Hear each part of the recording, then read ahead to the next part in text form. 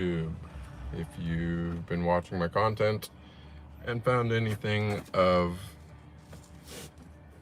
substance that you enjoyed, please don't forget to subscribe and turn on notifications for future streams. That being said, quick disclaimer: I'm not a medical professional. Can't talk today. I'm not a medical professional. Nothing I say is intended to be health advice. Any major changes you make to your diet or anything else in your lifestyle, you should check with a licensed medical provider before enacting in your own life.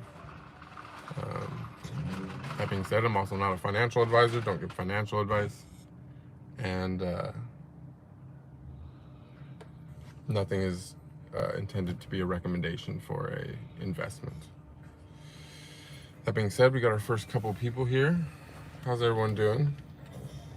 What's up, Susan? How are you doing? Welcome, welcome. These things usually start off a little slow, and I didn't give everybody any kind of real warning for this one, so we'll see how it goes. We got 4 people here, though. It's getting going. Welcome, Wigs. Anyone got any topics or anything you wanna go over? Well, that's not my name, Buford. So, I mean, really, you can, I guess, you can call me whatever you want, but I won't respond to it.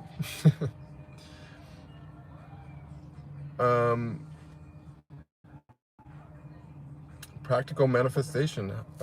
You're new here. Welcome.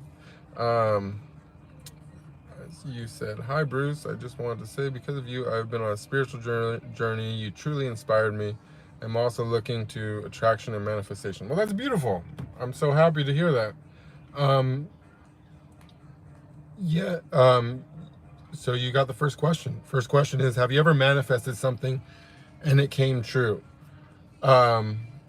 Well, it really depends on your definition of manifestation, but on all definitions that I know of, I would say yes. I think most people think about manifesting like a certain situation in their life, which is definitely something I did, because when I was in prison some many years ago now, back in from 2005 to 2009, that's when I decided that I would go into the adult industry. And I went into, and I, told all my friends, there that was my plan. And it was like actually a pretty interesting story. It's kind of off topic, but I even picked my stage name when I was there. Like it was like that much of a known thing. Like if somebody new came in from LA, like there would be like, they would like send them to me to like do a quick interview so I could ask them if they knew anything about the industry, or if a magazine came through, that had an article about anything about adult industry or whatever, it would always end up getting sent over to me so that I could read it. Everyone supported the mission. And so it was really interesting because, I told everyone I was going to do that for like 2 years before I was released. And, I got out, and it was only like probably a few months before I started working in the industry. So it was definitely, I think, a product of manifestation, because I talked about it so much. I thought about it so much. It was like my go-to. It's like what got me through every day when I was in there. It was like, it's fine. 2 years from now, I'm going to go be a porn star. I read your thing the first time, Lucy Young. I have a unibrow because that's how God made me. And so I'm not trying to improve on God's work. So please don't repeat yourself in my chat. Thank you. That being said, now there's also, you might want to, some people, that's what most people think of manifestation, but that's not what I think of when I think of manifestation.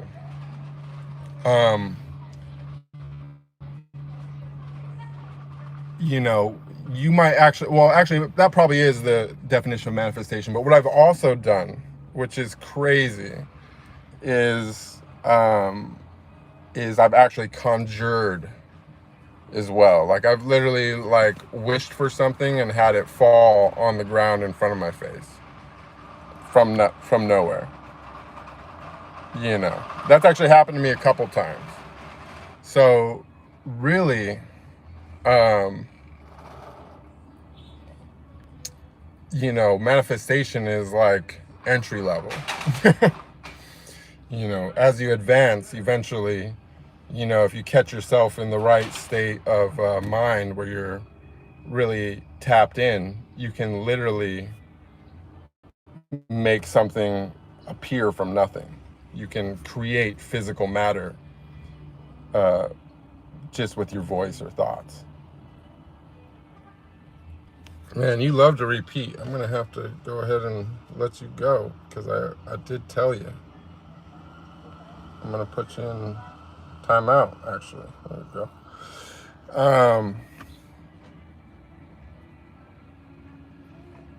Sorry, I'm just going to remove them. 1 second. Sorry, you guys. I got an annoying chatter. Anyways, let me go back to the chat and check. I was talking. So let me catch up on that. Back to where I was at. What's up, Harley? Welcome back, Noi. Inshallah, Blaze YT. What's up, X Eleanor? Proax? Or I think that is Maya, right?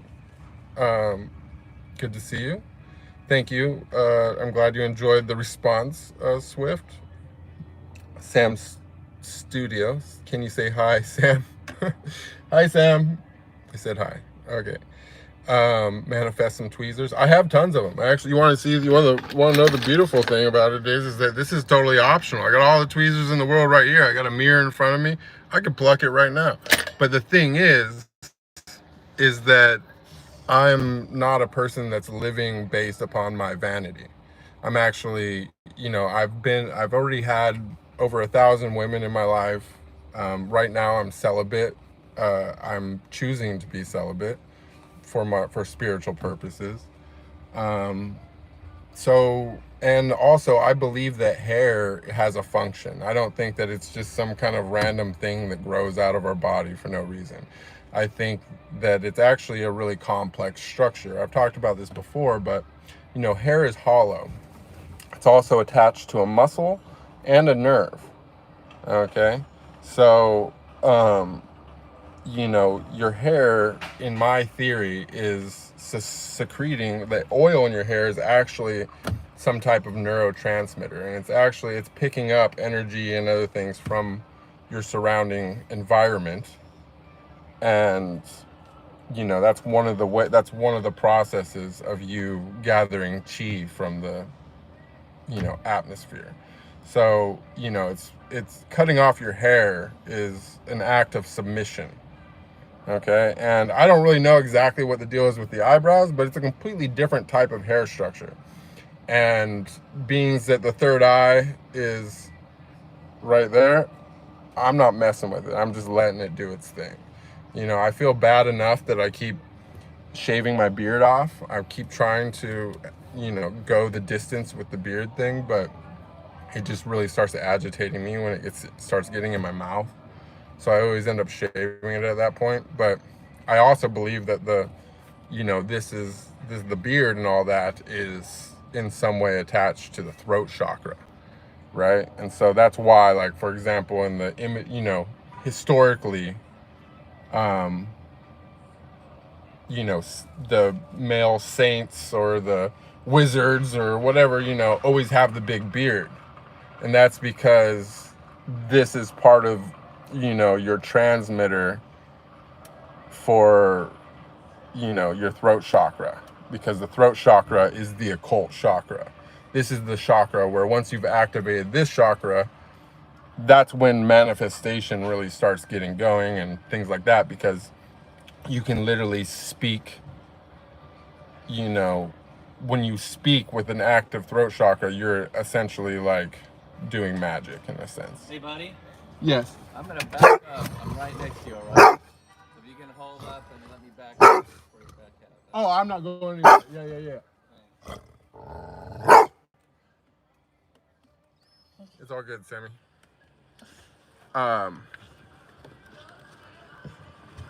So one sec, Sam, come on. So let me go back to the chat and catch back up with that.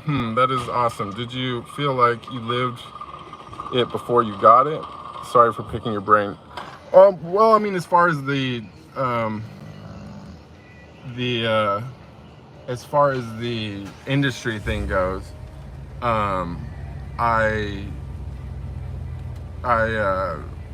yeah, I mean, I was like I knew that it was gonna happen. Like, I knew it. You know what I mean? Like, there was no doubt. So, it just came pretty easily. And also, I was just, I came at it with a humble intention. You know, I didn't really expect to like make a bunch of money or be successful or anything. I just wanted to get laid because I'd just gone 4 years without sex. So that was really my motivation, and I was just, you know, I was, yeah, and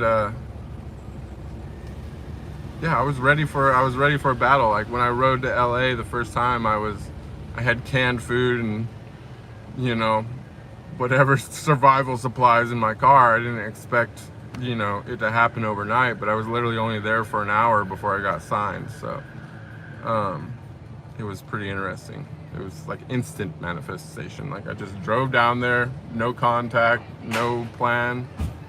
And as soon as I got to LA, the first phone call I made was A-list talent. It was the first contact in my phone that someone gave me, because it was A space. And I called and they were like, come on down. I went down and they signed me right there. I was like, all right. I started working 3 days later.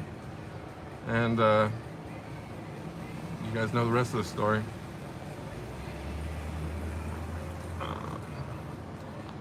Let's see. Wow, teach us how to manifest properly the way you do, please. I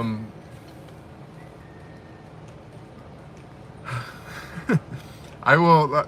That's a good.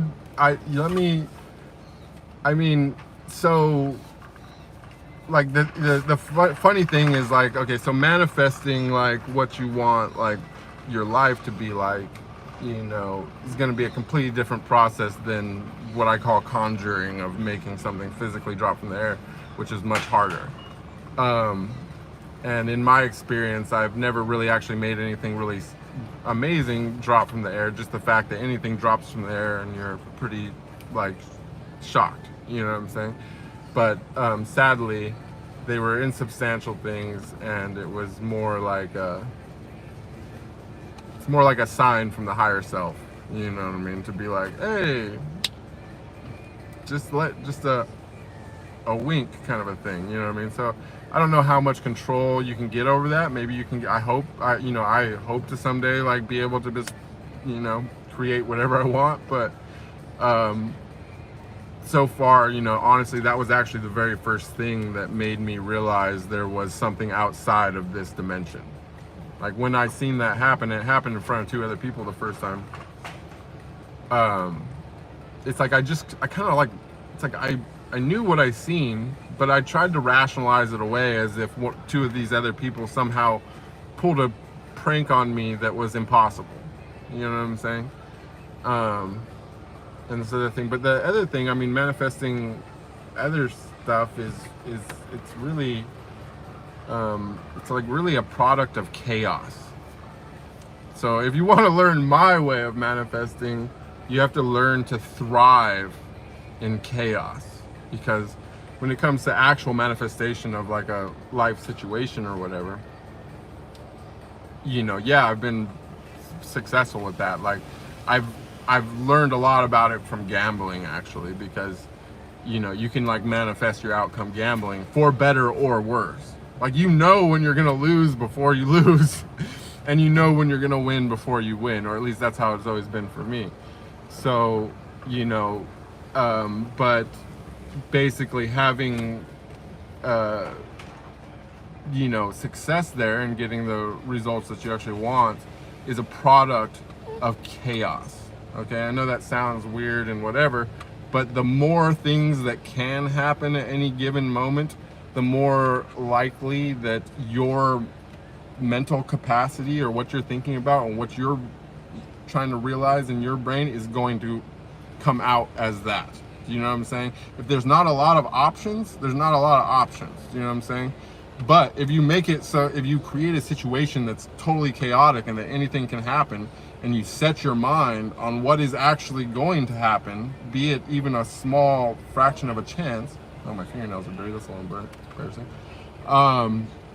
But be that as it is, it's a product of chaos. So if you want to manifest properly, you have to learn to be not only comfortable in chaos, but to thrive in chaos.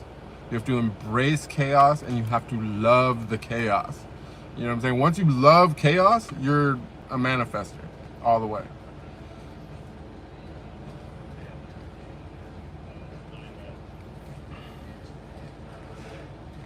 So let me see.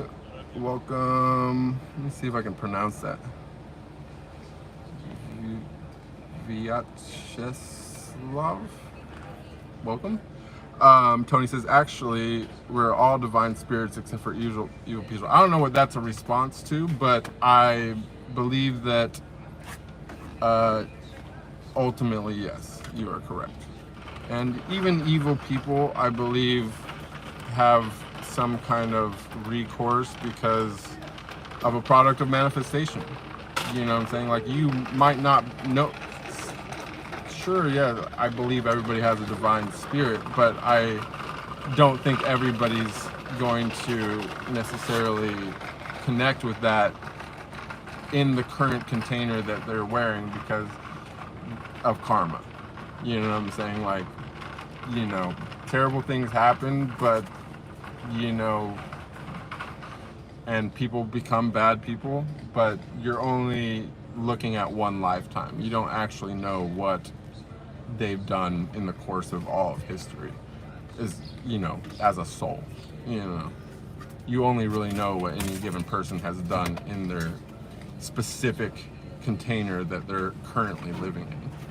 You know, so I'm confused by the comment, but I answered it anyway.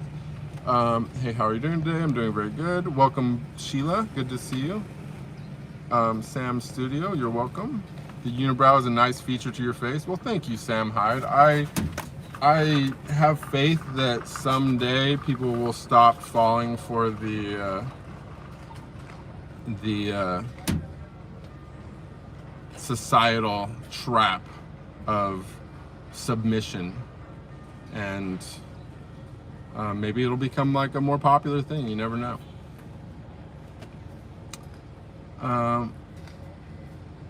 No, honey, don't mess with God's perfect designs and perfect antennas here. Exactly. I totally agree. Humble intentions, that's what I'm missing.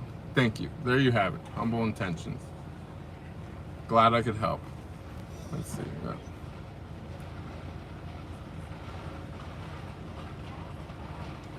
Let's see. Yes, Maya. My personal account was banned by someone with curly hair, greenish eye color, with a best friend called Sam. Oh, I'm sorry. Sorry, Maya. I didn't realize that was you. If you can remember your name, I'll unban it. Are you talking about when we got into a disagreement about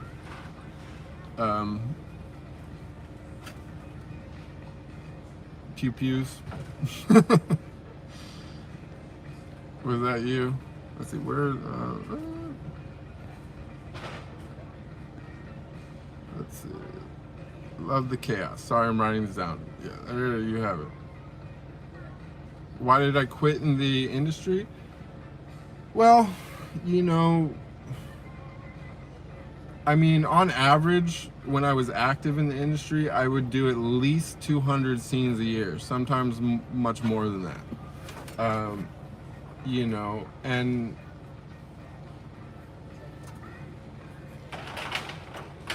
I just don't want that kind of exposure anymore. You know what I'm saying? Like, I caught up. Like, I had my best, you know, like I learned what I could learn there. I did what I could do there. You know, occasionally I wouldn't mind doing a scene still, like if it was somebody that I was into or whatever, and I was like feeling like completely charged and that I needed a release. But ultimately, like, I'm really into this whole semen retention thing. I think it's a big part of, for like as a man trying to progress spiritually, like it's a big part of it. You know, there's a big synergy between celibacy and fasting. Like they're not just, it doesn't just double it up, it quadruple it up. Which, by the way, you guys, I'm like 38 hours into a fast right now. So you're getting me on a really good day. I'm pretty lucid right now.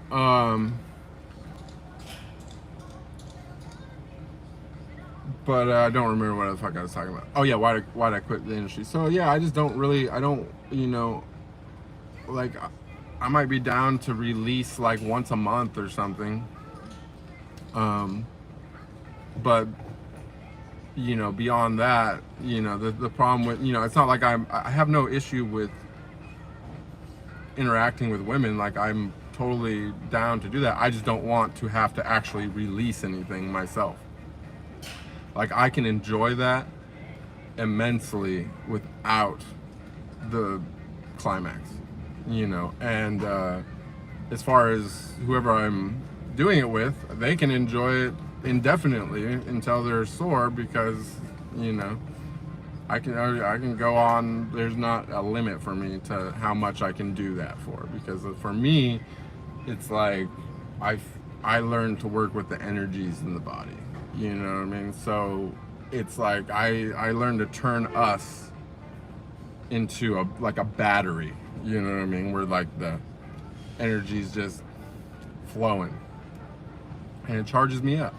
So instead of draining me.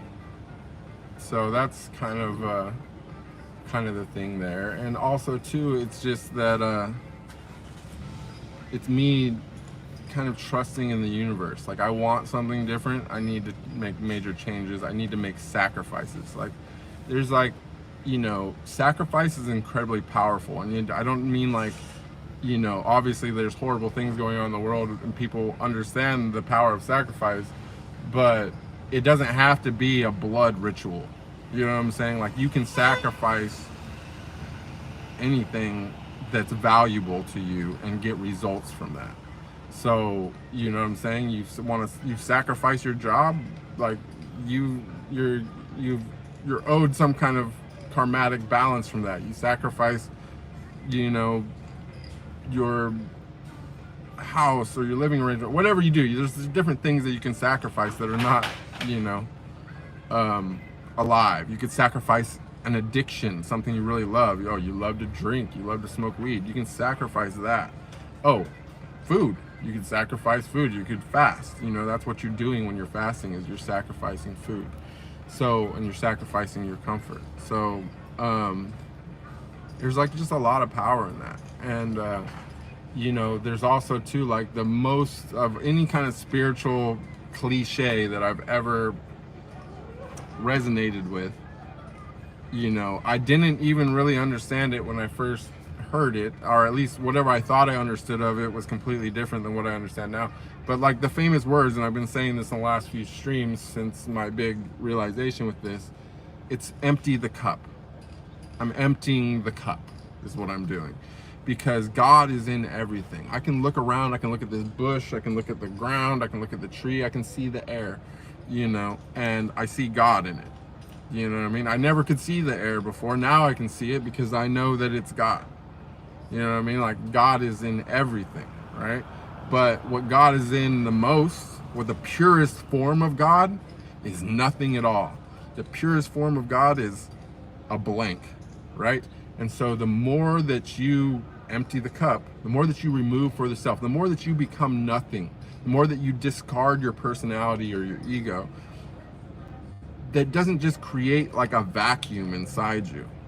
You know what I'm saying? Or if it does, it's only for a fraction of a second, because that space has to be filled. And the thing that fills that space when nothing is there, you know, the dark matter of spirituality, it's God, and it's going to fill that space, and you're going to be closer to your highest self.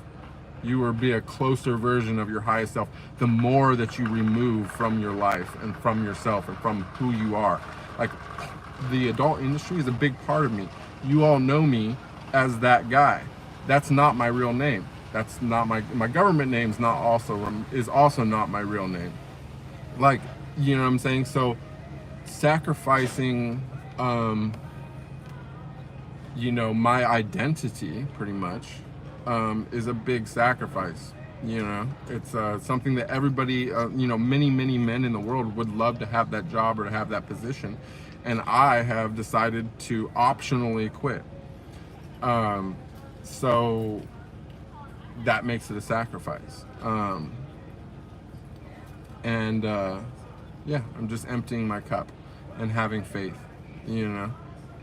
Not even having faith, like, I know, you know what I'm saying? Like, there's no belief in my system. There's no belief.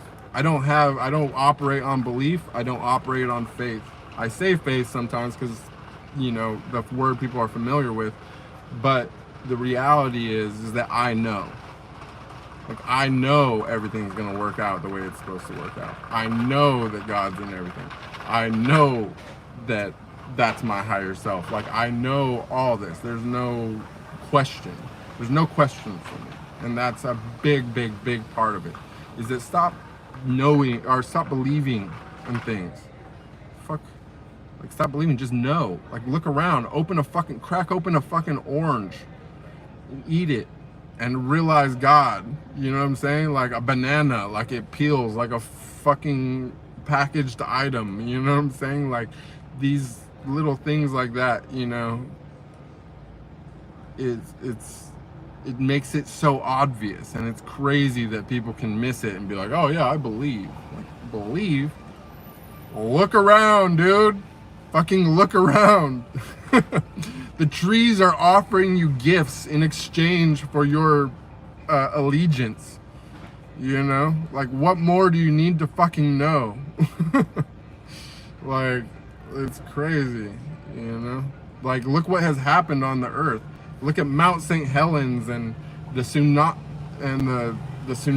that, like, you know, wiped out all those people in Indonesia and all these crazy cataclysms, right?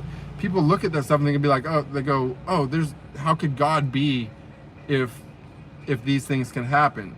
And you're looking at it completely wrong. Is that if these things can happen and they don't happen all the fucking time, then how could God not be? Do you know what I'm saying? Like, this whole thing is fucking pure chaos. And it somehow works. It's beautiful. It's fucking beautiful. You know, and if that doesn't make you know, then I don't know. Like, I can talk all day long, but, you know, nothing that I should say should make you feel God more than opening a banana. You know what I'm saying? So that's that. Anyways, what's up, Sheila? You've grown and changed so much. So proud of you. Wish you nothing but happiness and journey to self-enlightenment. Thank you so much, Sheila. That means a lot. Okay, the legend. I gotta put you in timeout because you keep repeating yourself.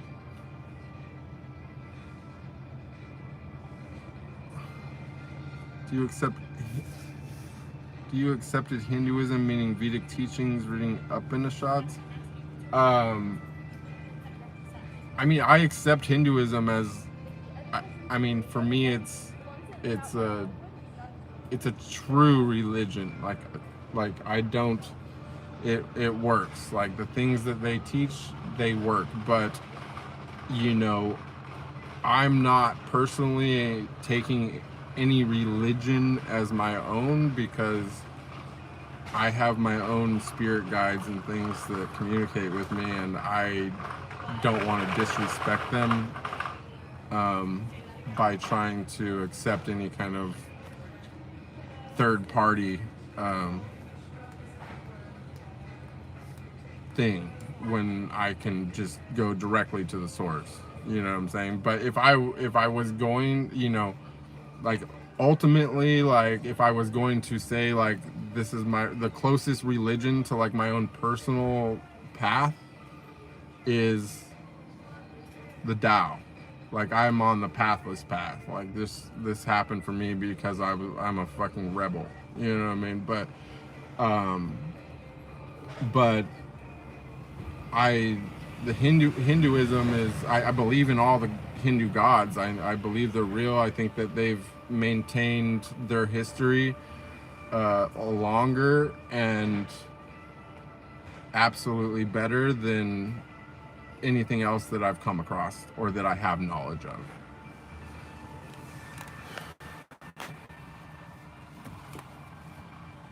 Proex says, pew pew issues. I don't remember all, just forget it, Bonito. The question is, how can someone love chaos? Isn't it destructive? It's mentally exhausting. Don't you lose yourself? Well, that's what we're trying to do, is we're trying to lose yourself. And no, chaos is definitely not, I mean, chaos can be destructive, but chaos is also constructive. You know, we would not have, none of this would exist without chaos. And, you know, perhaps, perhaps it'll end up being the undoing in the end also, but that hasn't happened yet. So far, we know that this is pure chaos, and we know that it has delivered everything that we see today. Everything that we have around us is a product of chaos. Like your life is a product of chaos, my life's a product of chaos. You know, everything that we use on a regular basis is a product of chaos. Everything's chaos. So it's you know, it's the classic, you know, destruction rebirth cycle. Like you can't be reborn if you don't destroy what was there before. You know what I'm saying? Like it's just a law of, not even of nature. It's a law. It's a universal law. You know, the whole universe was born of chaos.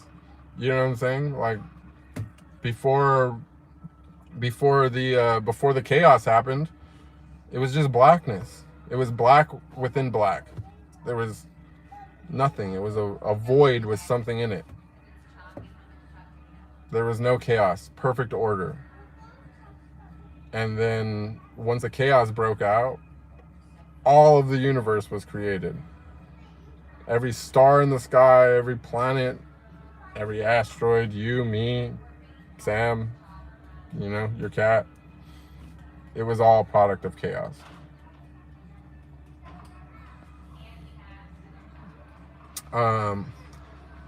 Magic says, wow, would love to hear the product of that never-ending battery manifestation. Sounds like saucy wisdom. Yeah, it's something, you know what? I'm looking forward to the day that I get to really, really practice it. You know, like I got to test it out a few months ago in like a different way. Like it's like something I've been doing innately for a long time, but you know, now that I'm doing things consciously, I'm looking forward to someday of being able to you know, work with that and work with it with somebody else that knows how to work with it, and also in a situation where I don't accrue a bunch of karma, because, you know, I've put heavy thinking into this implications of like things like Shaktipat and stuff like that, which is, you know, basically like triggering a Kundalini awakening in somebody else.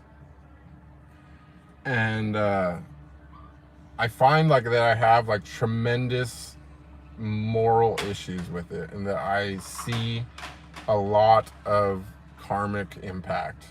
And so, you know, it's something that I really want to do, and that I definitely probably could find a volunteer. but I just can't bring myself to just do it in any situation. Like, I need it to be a situation where I know that I'm getting good karma, and I'm not just leaving it up to chaos and fate to whatever. Like, I want to see some kind of an outcome, some kind of insight into what outcome I would expect, not just, oh hey, you know, this chick wants to jump on the energy train. Let me let me just go ahead and do a sacral reset real quick. No, I'm not gonna do that. But I would like to. I'm just not. It's part of my thing. And God is in everything. That is true. I wanna, can I take you out of timeout? Let me see.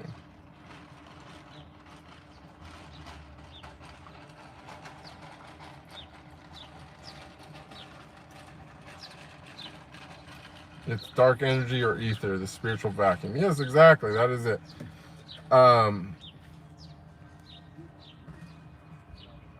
Oh no, I was saying Maya is somebody here's name. But I do accept I accept the truth of Hinduism.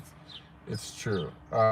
It's just not, you know, I'm not claiming to be Hindu or anything. Like, I am, you know, by nature I'm more of like a Taoist kind of person, because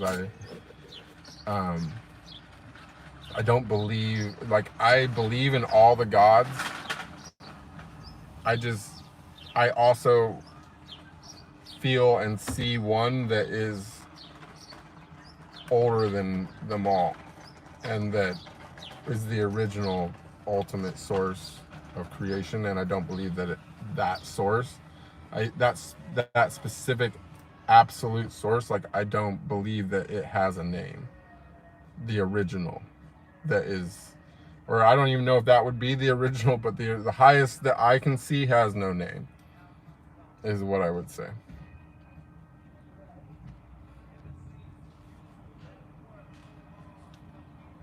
Yeah, even Hurricane Alberto ended up being all the water northern states in Mexico needed. Chaotic balance. It's made by design. Yeah, everything works like that. It's you know, the thing is like, you know, we're operating on a really limited vision. You know, most people really got their blinders on.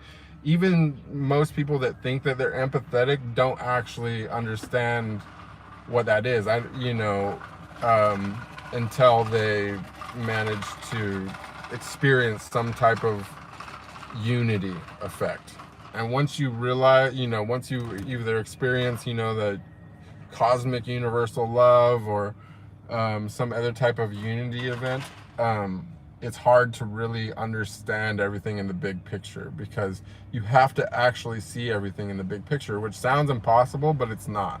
Like, I've literally looked down at the earth through every person's eyes simultaneously, and the crazy thing about that is that in that moment, when I was like as overwhelmed, just trying to check and get my phone to charge before it dies. And the other thing is about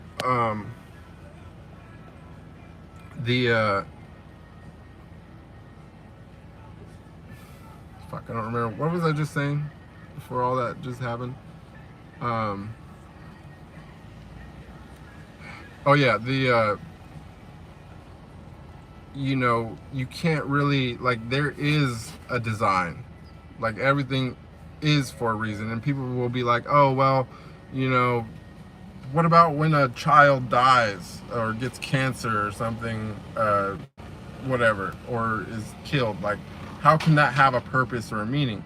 And the truth is that you don't know that child's spirit. They might have been an absolute innocent in this life. And I'm not saying that this is true in every case, but let's just say someone's child is killed. You know, who's to say that, you know, that person in another life didn't do something similar, and that they are experiencing what it's like to be the victim in that situation. Now, I'm not saying that it's a good thing. I'm just saying that that's what I see as like how the universe works. And you can't actually, there's no way to rationalize that or to use your logical brain to like make sense of that. You have to use your spiritual higher mind to see everything on a scale that you will never experience within your own body. You have to leave your body to do that. You know what I'm saying?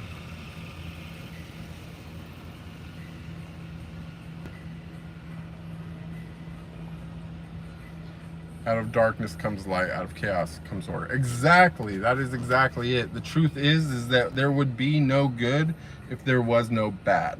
Do you know what I'm saying? There would be no good if there was no evil. And you could easily do a thought experiment about that. Think about all the good in the world and take away the evil. Just think about all the good in the world without the evil. You know what I'm saying? Like, we've seen people become like evangelical and start, you know, it's the problem is if you removed all the evil, half of the good would eventually become, it would take its place. Like, it would become the new evil. You know what I'm saying? So there's no, you know, to try to think that you have like some kind of greater understanding of what's going on in the universe than the universe itself is the ultimate lack of humility. It's the ultimate disrespect to God. You know what I'm saying? Like, just put it all out of your mind. Forget about the politics. Forget about all. Clean your own slate. You know what I'm saying? Like, do the self work.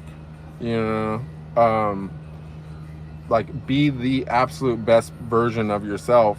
You know, and share that with other people. Let people see it. Let people feel it. Let people see your peace. And anyone who has the capability of like achieving that in this lifetime, when they see it, they will want it. And them wanting it is the first step to them actually realizing, you know what I'm saying? Like, people need to see, you know, it's very hard to just be like, okay, I believe, you know, based upon like most people will refer to some religious text or something, and it's like, have you read any of these things? Like, they're not exactly the most like easiest reads, or the, you know, the state of affairs at the times when these things were written are so far abstracted from like our current times and our current ways of thinking and everything, that it's just not a good source of inspiration to most people, you know. But, you know, seeing another person that has actually done the process, that's a source of inspiration to anybody that sees it, you know. So you're doing yourself the biggest favor of all, but you're doing all the good work as well when you work on yourself and when you raise your own frequency, because other people will be triggered by that. Some people will be triggered negatively by it, like, you know what I'm saying? Like, people who are really resonating on like a low fear, you know, jealousy, shame frequency will be fucking agitated by you for no reason if you start vibrating really high, you know, like to where you could like wave at somebody and be like, oh, they just like won't even, they'll just deadpan stare, keep walking. You know what I'm saying? Like, it's a thing, but it's the beauty of that is that it's a double-edged sword that's working for you both ways, because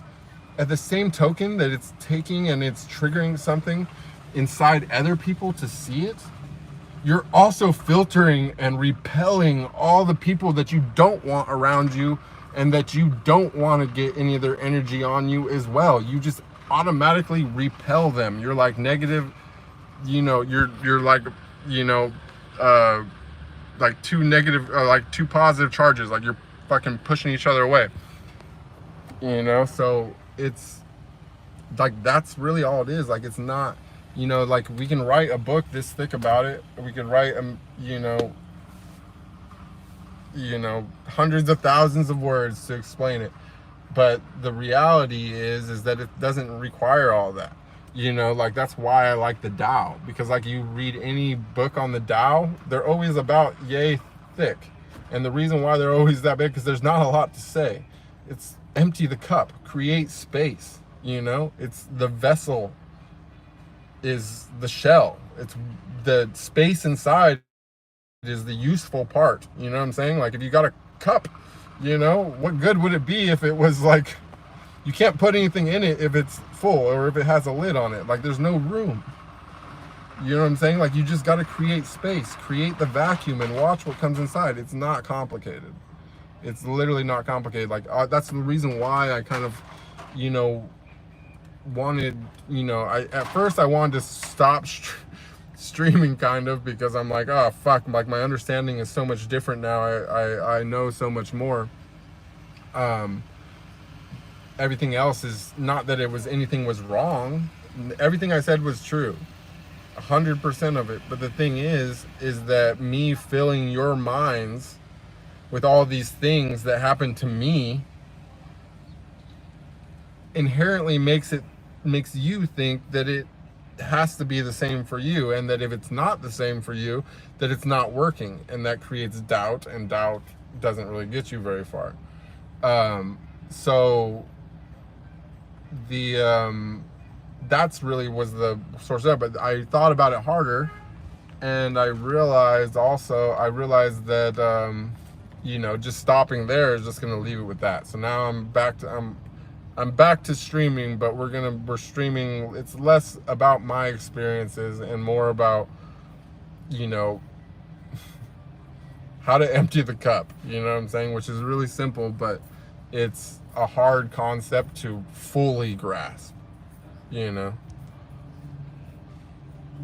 The legend says, Hinduism says that when there was nothing, only void, there was alasha, ether, in dormant vibration. Then vibration became quicker, and with that came light and energy in all forces. And that is exactly what I never read that in Hinduism or anything, but that's exactly what I experienced. Like I had experience when I was on COVID that was like the first like I remembered the first moment of creation, and that is exactly how it happened. It was like, you know, the first thought was, where am I?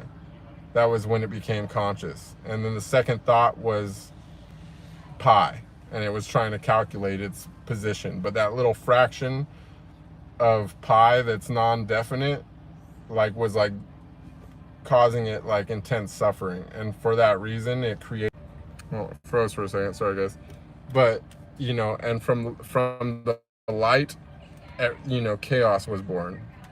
And then all the world, not all the world, but all the universe was created from there. And then not only that, but I realized as well that because the universe was so imperfect and you know, chaotic and brutal, that, you know, the original absolute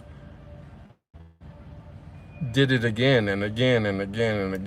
Why there's actually like many universes or many dimensions within the universe. So because ultimately it's trying to recreate the experiment over and over and over again, in order to see if, you know, perfection can ever be attained without suffering.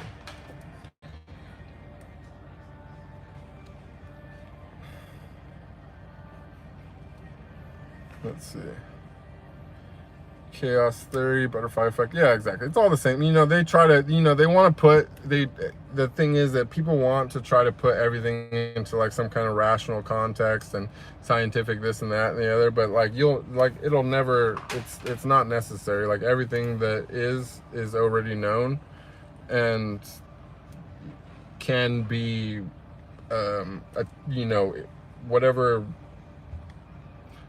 can be known can be achieved through gnosis and nothing else. And like, I truly believe that like the greatest minds of our time, or of all existence that we know of, like people like Tesla and things like that, they didn't science everything out. They didn't figure out, you know, like the theory of relativity and all stuff like that. No, like that wasn't something that was really done on a chalkboard. Like, okay, maybe it was written down on a chalkboard to like show it visually, but you know, the only way that all that could be known to begin with is through gnosis. And when you achieve that state of gnosis, like it's like you can learn more than you could learn in 100 years in 10 minutes, you know. So like the whole, like everything is obsolete except for God. You know, just like get back to the source, become as close as you can to that, and don't be frustrated with any kind of lack of progress. Do it anyways. Do everything that you would do if you were fucking, you know, if every angel in heaven was playing a song for you, you know, and vibrating you into absolute ecstasy of till you're glowing, right? You should still be acting the same as you would act if that happened. You know what I'm saying? Just because that didn't happen doesn't mean that you should not be acting the same way. Like you have to act, every action should be with virtue. You know what I'm saying? Like you need to try your absolute best to act with virtue at all moments, because this is not a single lifetime process. This is not a single lifetime process, but your core memories more or less are going to travel with you to the next lifetime. You know what I'm saying? Like the things that are you, who you really, really, really are, who you became in that last life you're going to more or less kind of, you know, that karmic thing is going to happen. And so it's time to get started now, no matter what. Even without success, you act like you had all the success in the world, and you operate with virtue no matter what. You act like you know no matter what, even if you don't know. Because ultimately, I'm telling you, reincarnation is real, and if you're not there in this lifetime, you want to be there next lifetime or the lifetime after that. You need to start the process now. Like it's a multi-lifetime process. Like this all happened, you know, whatever it happened for me in this lifetime, I've been doing lifetimes on Earth for a very long time. Like I've been trapped in this fucking dimension since it started. Okay, so like it's time for me to do this and be done, you know, whenever this is done. But the you know, that doesn't mean that it's not time for you to walk the path. Like you just gotta start moving that direction, no matter how much success you have or don't have. You just keep going.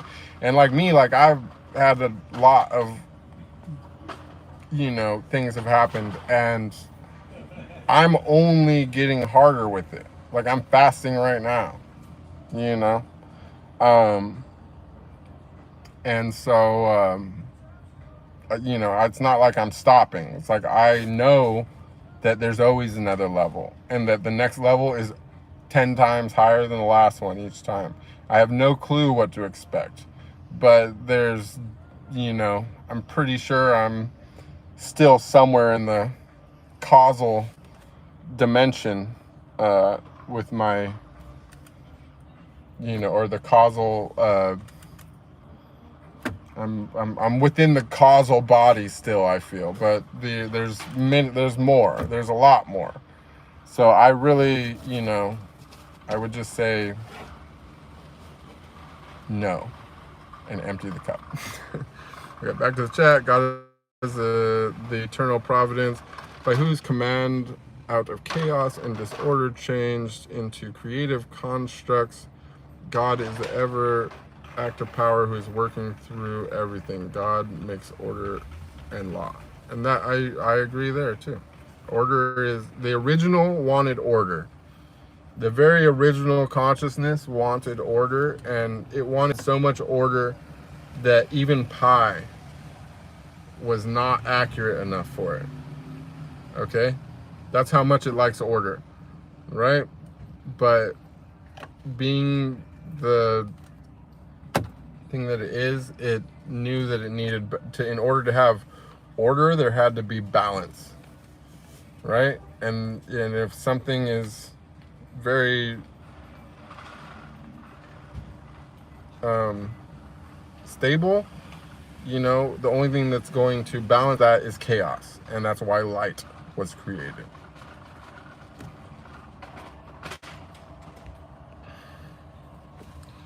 Magic says, yeah, it's crazy how after every specific ego death, a bunch of women showed up to listen about my journey. Crazy. Yeah, it goes out into the, you know, if you expand your heart field like maximum, it can totally envelope the entire earth.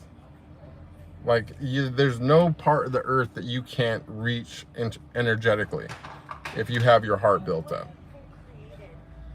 Like the field that you can generate is unlimited, because you can tap into not only your own power. Like, chi chi or prana is unlimited. You know what I'm saying? Like, it's the universe is completely full of it, and the earth is got a tremendous amount of energy in it. You know, there's also the sun, the moon, like all these cosmic bodies are something that you can draw into yourself, their energy, and you can even actually become them. All these planets and everything are actually conscious, you know. Like the gods have physical bodies in this universe, but they're like stars and planets and things. And when you ascend, you will, I don't know if it's, you know, maybe some situations that you're going back to your other body, or in some cases, you know, somebody ascends that didn't have, or that they become ascended master, like that's a new star being born. You know, so there's like a certain ability that you eventually develop spiritually, where if you like fixate on something and like stare at something and like really, like, you can immerse yourself into something to where you can become that thing, you know. And that works even on a large scale with something as big as like a planet. You know, you can stare at the earth and become the earth and feel everything that the earth feels. You know, you can stare at the moon and become the moon and attain the wisdom that's in the moon. You know, you can also go and honor ascended masters that are past, or gods and things. That's a bhakti yoga, okay? Because the gods are all real, you know. That's what most religions are based on, is that they've chosen a god, they worship it because they have figured out what that god wants in order to give something back. But the original, the highest absolute, doesn't want anything except for virtue and order. So if you want to appeal to the highest of the high, to the one that can actually turn you back into a god, you have to operate with virtue, you know, because there's no way you can't do anything for that one other than be virtuous. You know what I mean? Like, that's how you worship it. It's not about worship, it's about virtue. You know what I'm saying? Everything that created another, and that one is different. You know what I'm saying? That's essentially the ego of the original, the biggest ego of all egos. That's what, you know, all these things essentially are. It's layers of ego, of God's ego. Even you are part of God's ego. You know, everything that you think is a thought in God's head. You know, every little chatter and whatever. That's why it's important to have pure thoughts and to purify yourself, because You know, think about it like, you know, we think of like the angel and the demon on our shoulders. You know, it's like your internal monologue, your ego. Sometimes it's saying bad things, and then there's always that little slightly more quiet voice that says the good things. And the bad one, you ignore it, right? I do. I ignore the fuck out of it. I even reprimand it in my mind. I'm like, shut the fuck up. You know what I'm saying? And when the angel speaks, I'm like, embrace it. I'm wholehearted. I'm going in it completely, right? Well, you're the same for God. That's what you are in God's head. So if you're having negative thoughts, God's having negative thoughts. And if you're having negative thoughts, which are making God have negative thoughts, guess what? God's ignoring you. You know, whichever God you want to, you know, that you're tapped into, you know what I mean? But it's ignoring you. If you're having pure good thoughts all the time, virtuous thoughts all the time, guess what? It's embracing you. And the things that you want begin to manifest because they're virtuous things, because you're a virtuous person, because your ultimate goal in the long term of things throughout your life, however long it is virtuous. And so if you have virtue, you can't fail. Everything will go in your way if you're aligned with God. You know what I'm saying? Even when it's hard, even when it's going tough, understand that that's setting you up for the next step. Like, you just got to be thankful no matter what. Be thankful when something bad happens. Like, I get thankful even when I get sick now, because every time I get sick, I know that it's like 9 out of 10 times, it's like a symptom of me getting ready to have a spiritual upgrade or activation. You know, like the Ascension flu thing, like that I posted that video a few posts ago. It was the Ascension flu. I was asking myself, is it real? Is this what's happening? Because I felt it. I knew it. I recognized it from before. The feeling. And sure shit enough, a few days later, or a few days after I started feeling better, boom, the biggest upgrade I got yet. You know, so it's like, it's one of those things. Tesla was a hardcore follower of Hinduism, the Swami Vivekananda, the first spiritual master who went to, oh yes, Swami Vivekananda, yeah, he's awesome, yeah, and worked, I was just actually got invited to his temple recently, and I was gonna go, but it was a weird situation, so I didn't. Let's see, and the first world parliament religion result Tesla knew about ether because of him. Yeah, no, it's true, I believe it. I honestly, when they say that Hinduism is like the mother of all religion, I absolutely believe that. Like, I kind of, like, there's a part of me that really thinks like a lot of the, you know, prophets and stuff that are, you know, still worship today and have huge religions following them were ultimately originally taught Hindu teachings, and that's why that they were able to do what they could do, in a lot of cases, in some cases. Yeah, I 100% believe in it. Like, I know, I know that it's real, because my whole thing, my first degree of enlightenment, which really like opened the door for everything else to happen, or as I say, it gave me the torch to jump into the abyss and try to see a couple steps ahead of me. Like, that happened when I was chanting the Om. I was driving, I've told everyone this a million times, but I was chanting the Om for like an hour or two. And I literally, I activated my Bindu or causal chakra in the back of the head by doing that. And, you know, that connected me with my first spirit guide, and everything else from there has been like, I just have innately kind of known the next step after the next step after the next step. So, you know, if you have no guides, I would say Hinduism all the way. You know what I'm saying? I personally do have guides. I will still go and honor Hindu gods if I'm ever around a temple, because I am trying to recruit.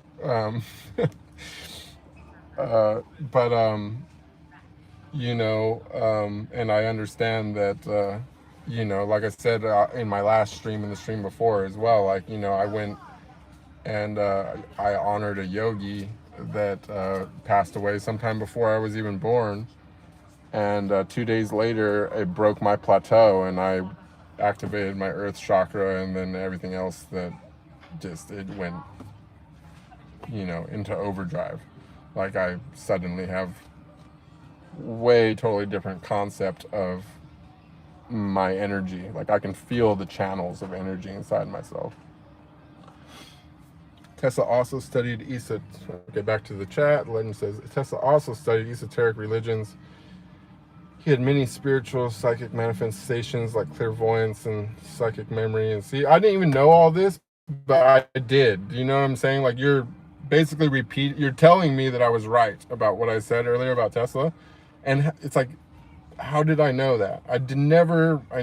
Nothing of what you just said did I actually ever read anywhere or anyone ever told me. I just know because of my own experiences of gnosis that these extremely high, super advanced, like, technologies and types of thinking, this mental alchemy, like, it's the only way to do it. Like I don't care if you got 160 IQ. You cannot know or figure out what you can figure out through gnosis. Like, it's just not, because you just download the actual facts, like what it really is. And then, I'm sure that maybe if you have 160 IQ, maybe you're more likely to download the specifics, because you need to be able to, comprehend what you downloaded. But they didn't figure all this shit out through experimentation. Like, they knew it was going to work before they did the experiment. You know what I'm saying?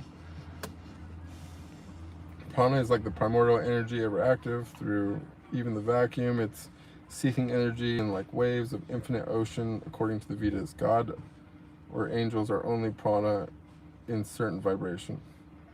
See, I love Hinduism. Everything that you said is something that I have already felt and known in myself.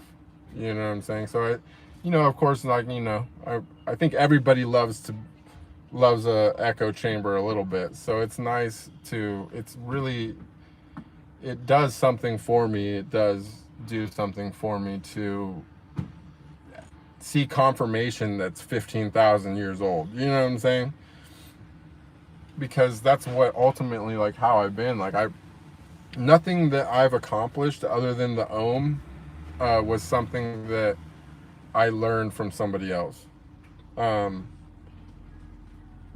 everything that I've experienced, I have been able to go online or buy books or whatever and find some kind of many accounts, even in some cases, of the same thing happening to somebody else. And it's almost always, the vast majority of those accounts are the person was using Hinduism or like yoga type.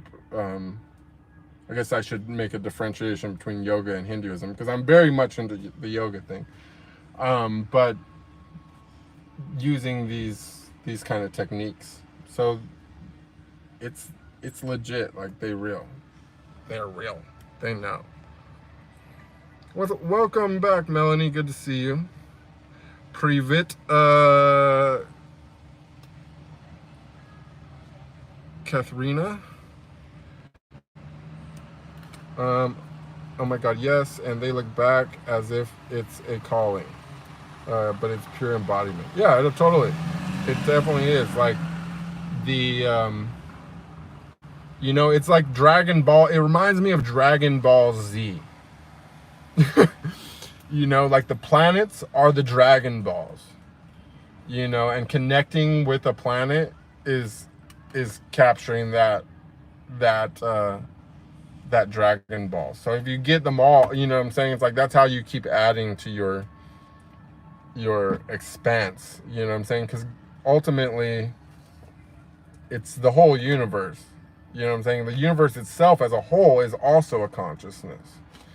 And so the more of these consciousnesses that you merge with and you get their, essence, the closer you get to, you know, you're slowly but surely trying to basically like integrate the entire universe. Now I can't even imagine, because, you know, I pretty much like I felt some kind of Jupiterian, like I don't know what it is, like like even the inside of my eye, I feel like it changed after the Jupiter thing. But, you know, so far I feel like that I've connected with a few of them, or each time there's always like a planet that's related. The last one that was the most intense, because it lasted for 3 days, which was longer than the other things, was when I connected with the earth.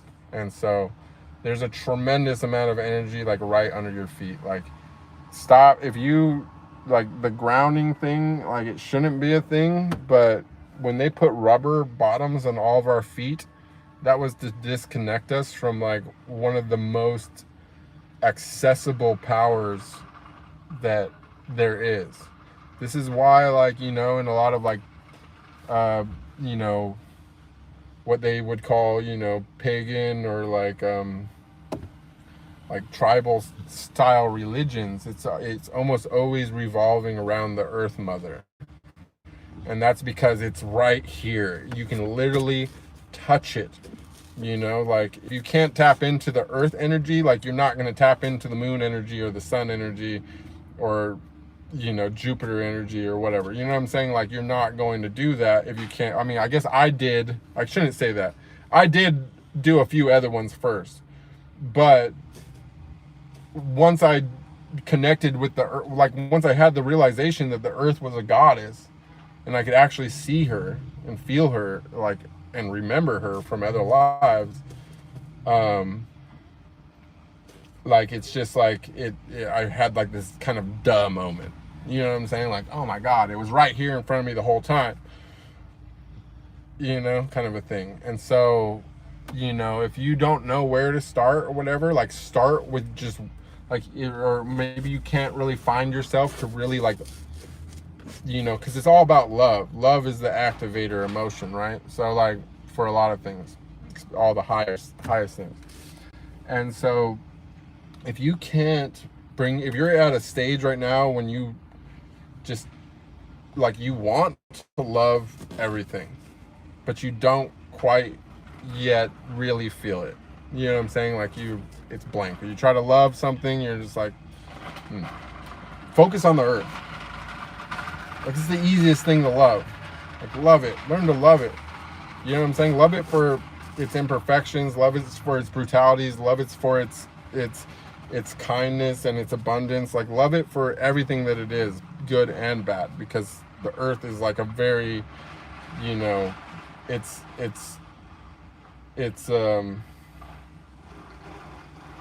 forgot her name. The scary version of Shakti. It's Shakti, but it's also, you know, help me out, legend. It's also the version that's, you know, the scary version. So you gotta love it all, you know. According to the Vedas, and the end of the legend is giving us some more info here, so I'm going to read this. According to the Vedas, and the end of searching here and there through philosophy and going temple, man will realize the heaven is within him, as Jesus said, the kingdom of heaven is inside. Amen. Yep, and that is what I've realized myself. So I confirm. The Vedas and the Gita says, all people, however crooked they are in their intention, in the end all lead to the God, the Brahman. Like, all rivers mingle to the end of the infinite ocean. And I also see that. Now, it's just the main thing is, for people who are just starting out, don't expect it all to happen in one life. Like everything was created at the same moment. Nobody's like older than anyone else, but you know, there's many different dimensions. There's many different universes. Like, you know, you could have already been, you could have been putting in your time somewhere else, and maybe you're just new on Earth. You know what I'm saying? You got to put in your earth time. Like maybe you already leveled up on the other, you know, maybe you already beat the other game. But now you're, you know, you're starting out your earth mission. You know what I'm saying? Like ultimately, you started in the same place, you're going back to the same place. But, you know, everybody wants everything to happen right now in their own life, in this lifetime, but it doesn't always work like that. It can, and you should try to go there no matter what, because it could take multiple lifetimes. And once you make that impression on your soul that you're walking this path, you know, at some point in your next life, you're going to have that realization again, and you're going to pick back up where you left off, and you're going to keep walking.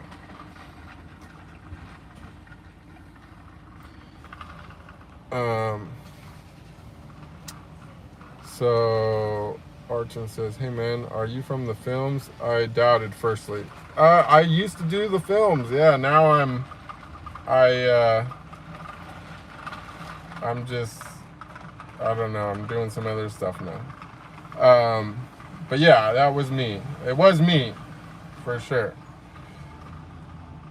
Magic says, oh my god, I remember the first time I encountered India with humble intentions, clean water for everyone, and boom, to the Ayurvedic knowledge manifested itself to me to heal exactly what I needed. Yeah, it works like that. It works like that. Am I out of the industry? For the most part. If there was a perfect situation that didn't require me to like stick any weird swabs inside myself, I would probably do it. But you know, between having to, it would need to be someone I already knew that I was working with, and you know, for a director that I know that I like, and you know, they just also did some weird shit with the testing again that, you know, was the same reason why I retired during COVID for 3 years. And then I came back when they took away those weird testing things, but then now they're doing some weird shit again. So, you know, and last time it was just literally like, it was the universe protected me last time, because it was like talking through the girl, and they like basically ousted themselves before I let them swab me. They were like, oh hey, yeah, they're like, we got these new swabs, they're brown, which is a really weird color, right, for a swab. I was like, yeah, that is weird. I was like, let me see that.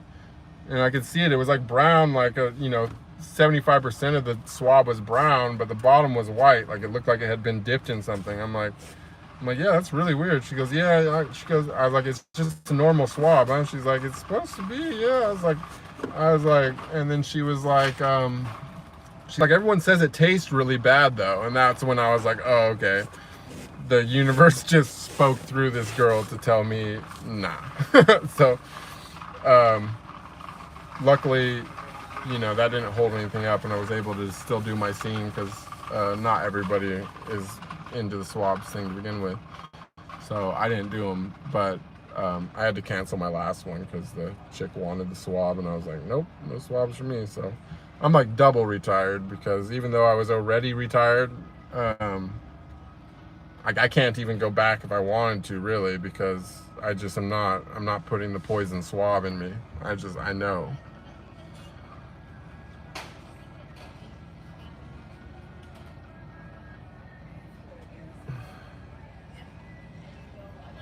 Sorry guys, my Russian's a little rusty. I'm not gonna try. The yoga originated in 8th century. It's the main theory of yoga was theorized by Rishi Panajaji. Yoga is controlling the mind by virtue of controlling the senses and nerves. Pranayama. I love yoga now.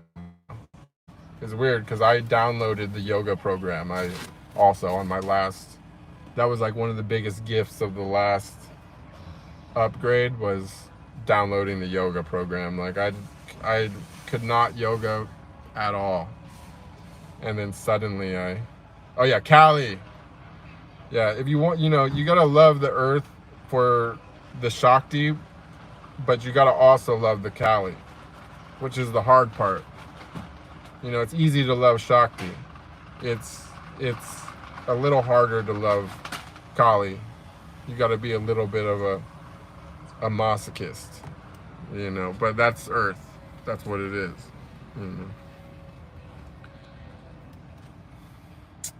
Search Ahmad Shamlu poetry about the earth and human. I think it's translated in English. Okay, I'm gonna screen cap that. I'll definitely check that out.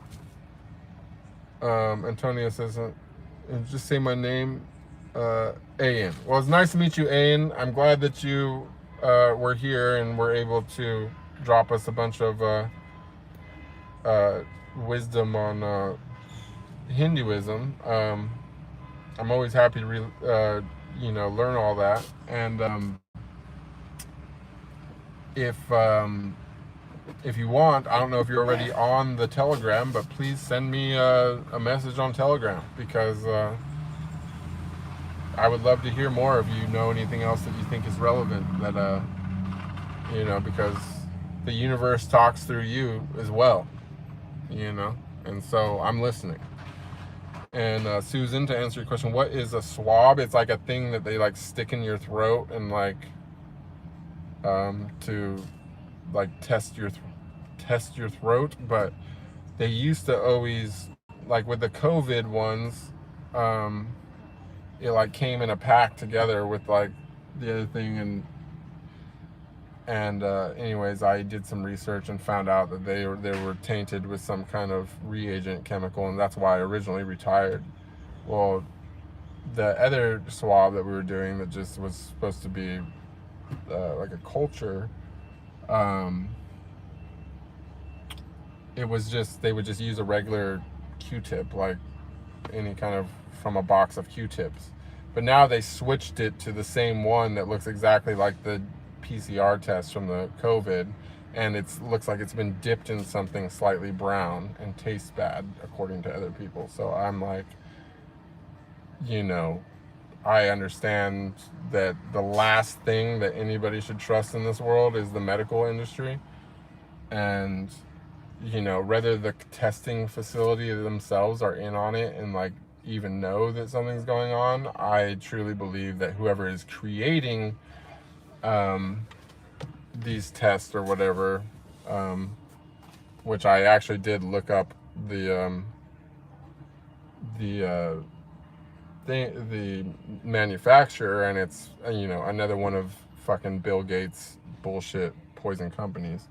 So not to get on the politics or conspiracy thing, but I'm not ever putting anything in my mouth that was made by Bill Gates. You know what I'm saying? Well, I'm happy to hear that, Magic. I sadly did the test a couple times. I did it once in Brazil and twice for the industry before I noticed that it gave me a thing. Well, no, it used to be for COVID. Now they're just testing for other stuff in your, throat or whatever. But it's really like, it's kind of obsolete for men, because it's pretty hard to get anything like that, unless you're doing what the ladies in the industry do. So there's a force working. I'm writing a book on philosophy and Eastern psychology. It is already done, and just some editing needs to be done. I was earlier teasing you to test you, but really you changed. Oh, well, yeah, I'm glad that I unblocked you, because I had you, I had put you in timeout so that nobody could see the comments, but I was still opening them like manually. And then, right after I did that, you offered some more on-topic insight, and so I restored your account, and I'm glad that I did, because you've contributed really nicely to the stream. You know, you think all the diseases were conspiracy? Well, I don't know. I mean, I definitely got sick with something that I did not feel was natural when I was in Mexico. And I'm not upset about it because that was when I got to see the moment of creation of the universe, when I was, you know, had 105-degree temperature or whatever. But, you know, so no regrets, but, you know, there was something there. I honestly, I'm not going to go into the whole conspiracy thing, but I mean, I got sick, you know, and I don't normally. And the person that I was hanging out with, like, tested positive, like, a couple days before I got sick, so. Even though I didn't test, so it was like, you know. We're not supposed to reach that level of disease. It's more about perfect health. Do we have to give up sexual activity to be able to experience Kundalini awakening? No, you don't have to. I was like in the middle. I was on 16 scenes into a 20 scene order, like when it happened. You know what I'm saying? Like, I honestly, like, I had actually been voluntarily, I had just been like, I had gotten out of a breakup, you know, 6 months prior to that, and I was just kind of like turned off by women a little bit. So I was already kind of like not with like any kind of spiritual motivation, but I was kind of not having sex or anything for a while before chill before I started doing those scenes. And then when I was doing those scenes, I was like, you know, I was like, so like, it was something, it actually, I think, kind of contributed, because, like, you know, it was like, it was me once again doing what I always do and making this immaculate comeback. You know what I'm saying? Like, I always do the big comeback every time I have a disaster. Like, I'm so good at it. I've done it so many times. And that combined with, like, I was getting to hire, you know, it was my production, so I got to hire all the models that I was attracted to, and the casting actually turned out really good. Like, all the scenes were really, like, you know, high quality as far as the connection and the chemistry, you know. Even if I didn't really, like, it wasn't my chosen style the way it was being shot, but it was, you know, it was because that's what they ordered. They wanted like a more amateur looking thing, but ultimately, you know, I think that it was like I said in the last stream, like, for me, like, my personal tantra, like, look, I've never been trained in tantra. I've never learned tantra. A lot of real tantra is like secret. You need to, like, you're supposed to learn it from somebody that knows, but like, I've like created my own tantra, and I just don't have like a different word for it, so I'm gonna use tantra as a word. But like, my high, like, one of my highest tantras for me is like, it all comes down to like loving something. You gotta love something so much, and then if you love something enough and you can refrain from it, sacrifice it, not permanently, but for a while, like, say, no matter how much I love this and how much I know that it's not really bad for me, I'm still not going to do this, you know. And that might seem like weird, but the thing is like, you increase your sensitivity. Like, it's like, if we're talking about relationship between a man and a woman, if you haven't done anything for a while, you've been celibate for a while, you're going to be a lot more sensitive. But it's the same thing with, like, you know, anything, like even food, or like, I had a huge experience, like the one that I was talking about, when I seen through everyone's eyes and stuff. That came, I felt like it was somewhat triggered by music, because I hadn't listened to even music for 6 months. And then my Spotify Wrapped came out, and I was, you know, jamming the Spotify Wrapped. It was the first time that I had listened to music for a long time, and it was like all the songs that I liked the most. And I was jamming out so hard, and, you know, I started feeling like something, and I just busted a couple ohms, and instead of doing it for an hour, it was like, you know, 3 ohms, and I'm out of my body, you know. So that's tantra. Do you know what I'm saying? Or at least that's what I understand tantra is, or that's my personal tantra. Like, my tantra is love something and then be separated from it so that you can reunite with it, you know, in a you know, after you've forgotten it. Like master some, you know, it doesn't even have to just be something you love. It could be also like a skill that you mastered, and for me that just happens to be sex. But you know, if you're like a kung fu artist or an archery, you know, like an archery master or anything, a video game master or whatever, you know, you're so good at Mario Kart, whatever it'd be something stupid, but you really, really mastered that to the absolute maximum that, you know, above other humans, you know what I'm saying? And then forget it. And you will come back and realize that you can do the same thing that you could do physically before just by thinking it. Like, you don't even have to think it. It's like, you know, the Chang Li thing, like, or, you know, like the master archer practiced 10 years to become a master. Then, you know, Chang Li told him, okay, now forget, never shoot a boat again. I can tell you forget.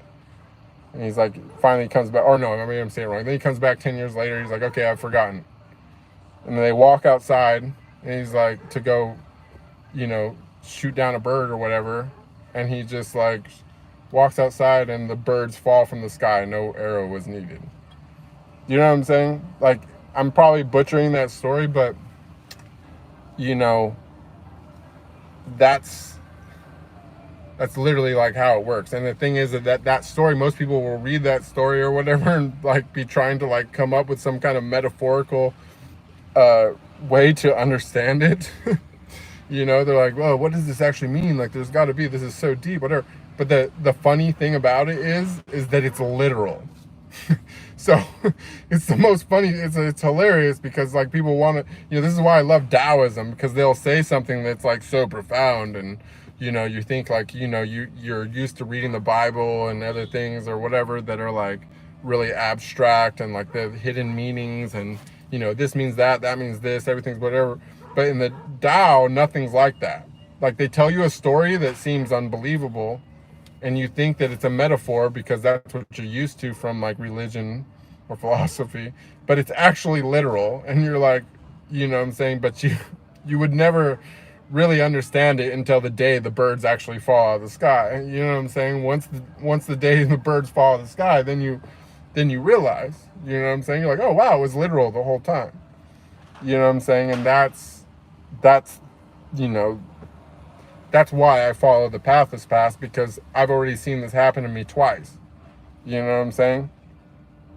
Like, I was walking in the park, I seen God and everything, and I was in such a happy, ecstatic state of seeing God and everything. I literally thought in my mind, I go, even if I step in dog shit, it's God, right? Just as a joke in my mind. And I'm staring at my feet, walking to make sure I didn't step in dog shit when that happened. And even though I was staring at my feet, dog shit at the moment that I thought that appeared under my foot from nowhere, and I stepped in dog shit. So, you know what I'm saying? Like, it's like, that's, you know, most people will hear that and they'll be like, oh, it's an analogy, but I'm actually being literal. Like, this is what happens if you operate with virtue, or if you're judged virtuous, which sounds crazy probably coming from an adult film star, but what you got to realize is that everything is circumstantial. You know what I'm saying? Like, okay, like my worst moments, the worst things I've done in my life, the most questionable things, are mostly almost all on camera and there for the world to see. A lot of it's free. So, you know, and even so, like, most people can see that I was operating on love, and that I was actually operating, I didn't realize I was using Tantra, but I was using a kind of Tantra because I had this imaginary personality of this person that I carried around with me, and that I could basically like put that into any woman's body. And then I would instead of I'm just doing whatever I was, you know, whatever you would normally think of as like an adult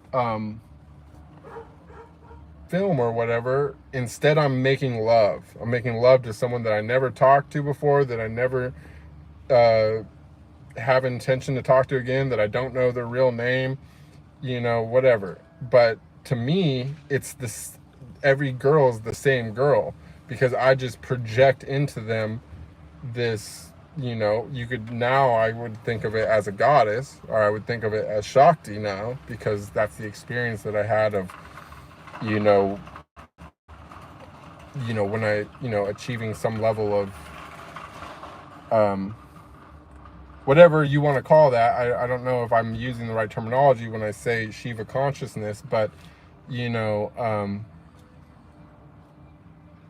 like now to me, like all women are Shakti. The earth is Shakti. Everything's Shakti. And it's not like the word Shiva never jumped into my head, but I have all these memories and all this intense love and for this goddess. And it's everything, it's that personality that I've been carrying around with me that I called my imaginary girlfriend forever before I woke up spiritually. That was always Shakti. And so I'm able to transfer all of this over to that. But not only that, but I can even remember being a celestial body myself, and merging with this other celestial body. Like I have this memory that's like almost like what I would imagine like a DMT trip to be like, where I'm like literally like a galaxy and I'm merging with like another galaxy, and it's just this grand, I don't know, there's literally zero possibility to explain it, but and it's like, that just seems like, oh, wow, what a trippy experience. But the weird thing is, I don't know how it works, and I don't care how it works, I just know that it works, is that the Tantra associated with that is that for some reason, don't know why, but you fucking love so hard that it just wakes up seemingly unrelated things inside you. You know what I'm saying? It's like I cried for 5 hours, whatever, fell in love with the earth, all this stuff, and then suddenly I have ultimate calm and absolute control of my prana inside myself. I can just do this, prayer mudra, stick my hands together, and it's like, boom, I just ignite this like column of energy that I can literally see behind my eyes. And so, I don't know why that works, but that's what Tantra is, and that's what like these monks are doing. Or at least what I think. This is my theory. I don't know. I can't confirm. None of them told me that. But the little bit that I read about Tantra that I didn't understand at the time, suddenly I have a deep understanding of it, because I suddenly felt this love for this goddess that I'd barely ever heard of before, and it unlocked so much power inside me. You know what I'm saying? Second, going back to the chat, you guys.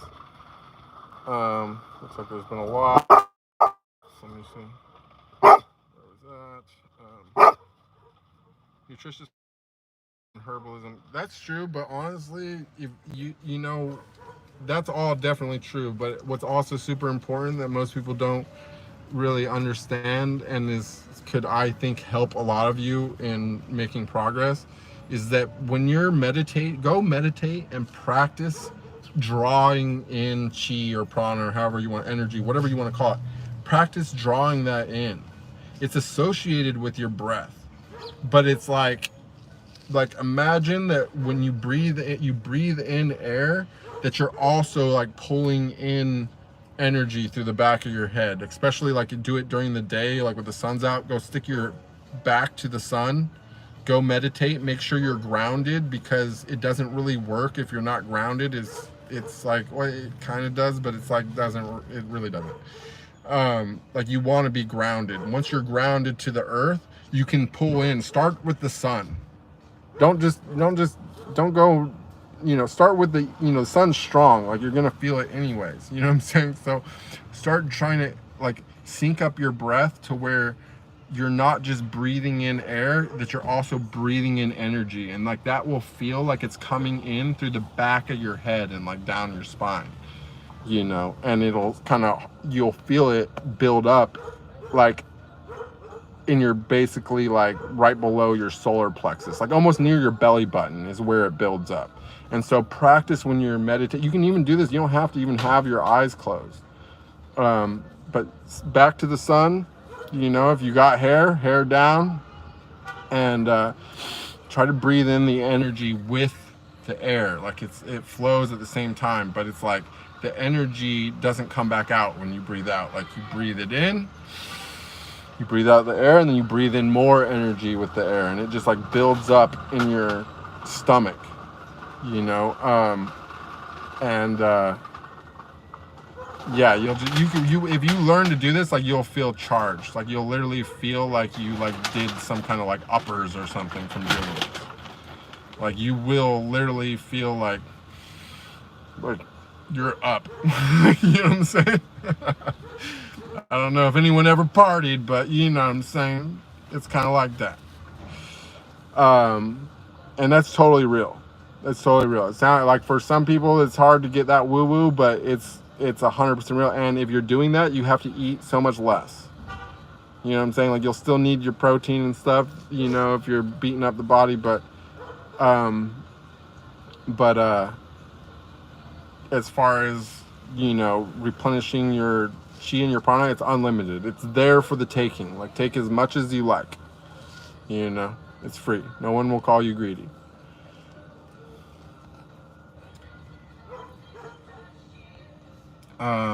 There's a legend says there's a theory in Ayurveda that says the reason why sickness is actually vital nervous energies working only in certain parts but not all parts. It's the imbalance of nerve currents and cause. Well, that makes sense to me.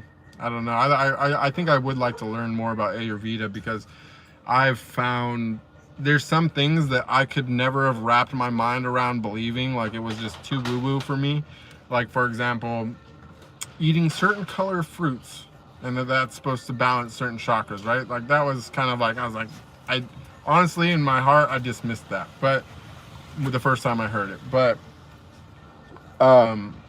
at some point I did this, you know, whatever, I was bullshitting around on the internet. I took this chakra balancing test, and it kind of came back exactly what I inherently knew and felt inside myself. It was like everything was like busted wide open, except for my sacral was really doing badly, and my solar plexus, meh, is okay, right? And so I started just bombing on the orange foods. I was just literally cantaloupes every day, like, you know, tons of orange foods, you know, throwing a little yellow here and there. And then I suddenly came down with, that was when I did the, like I was in the process of doing that, and I talk about that in the stream that I did called, Is the Ascension Flu Real? Physical Effects of the Spiritual Process.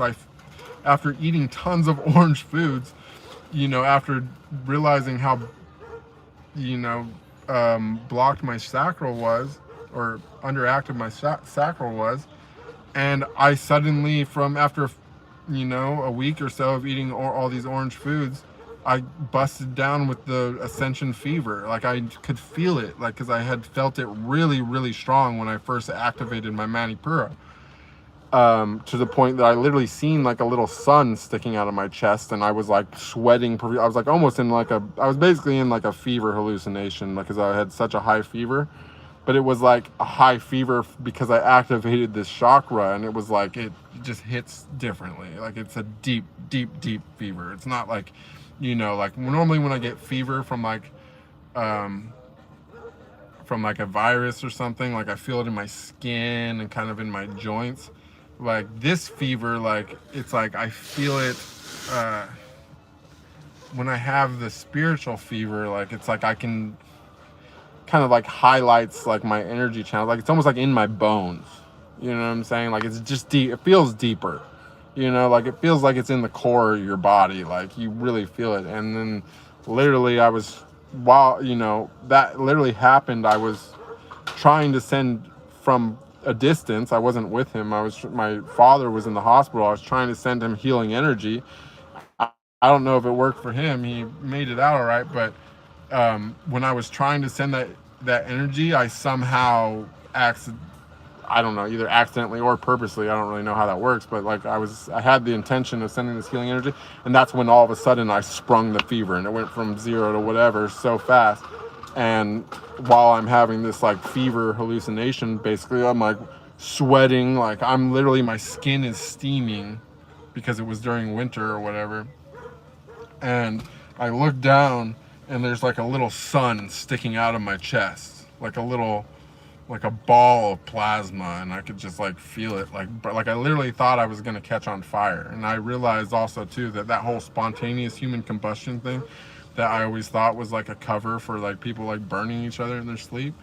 I actually think that that's something that happens when people accidentally, they sometimes, I think if somebody like activates that Manipura to a high level by accident, and that they have energy blockages so that it can't flow, you know, through the body, I think that that's what causes spontaneous human combustion, because I literally felt like I was about to catch on fire. So I totally do believe in the Ayurveda. I don't know how they know what they know or how it all correlates, but I don't need to know. I just know that it is true and that it works, and I actually do believe in that. And it also to me is like some kind of proof that everything is not scientific in this world. Like everything was made, like this is a dream, you know what I'm saying? Like I mentioned earlier, like we have fruits coming from trees that are perfectly wrapped and peel easily, and you know, contain all our vitamins, and you know, it's just like everything is too perfect to, you know, even with as much chaos as there is, because everything's born from chaos, it still manages to find perfection. And like if you can't see God in the fact that chaos equals perfection, then I don't know, like you're really lost, you know what I'm saying? Like you gotta like start there, because before you start all this other stuff, like, you know, you should at least be confident, you know, be that confident before you know, quit your job and you know, everything else, remove everything else from your life and get rid of all your possessions and all that stuff, like I'm doing, you know what I'm saying? So yeah, there's something definitely to the Ayurveda, but there's also just something way deeper. Like it's like, fucking forget about the science, dude. Like I wasted so much thought and energy on science, and you know, like I was totally sold to that cult. But there's always something missing. They never tell you the true story. They'll never know the full story. They don't actually even know. Half the shit that they act like they know is incorrect, and the other half is, you know, designed to hurt you. So yeah, forget about all that. Like God's where it's at. God is everything. What was the climate change film? I have no clue. The legend says when the nerve currents wrongly functions is actually a disbalance of muscle and chemical energies that is caused by the virtue of disbalance of prana, the unit energy working through the nerves. Yeah, I could see that. I could definitely see that. Because whenever I like activate, I mean, I guess I don't really know. Like I read something recently that made me like re-question like my activations on like what chakra I was using in any given moment, because I think that it's possible that I might have like underestimated the possibilities in the lower chakras as well. But the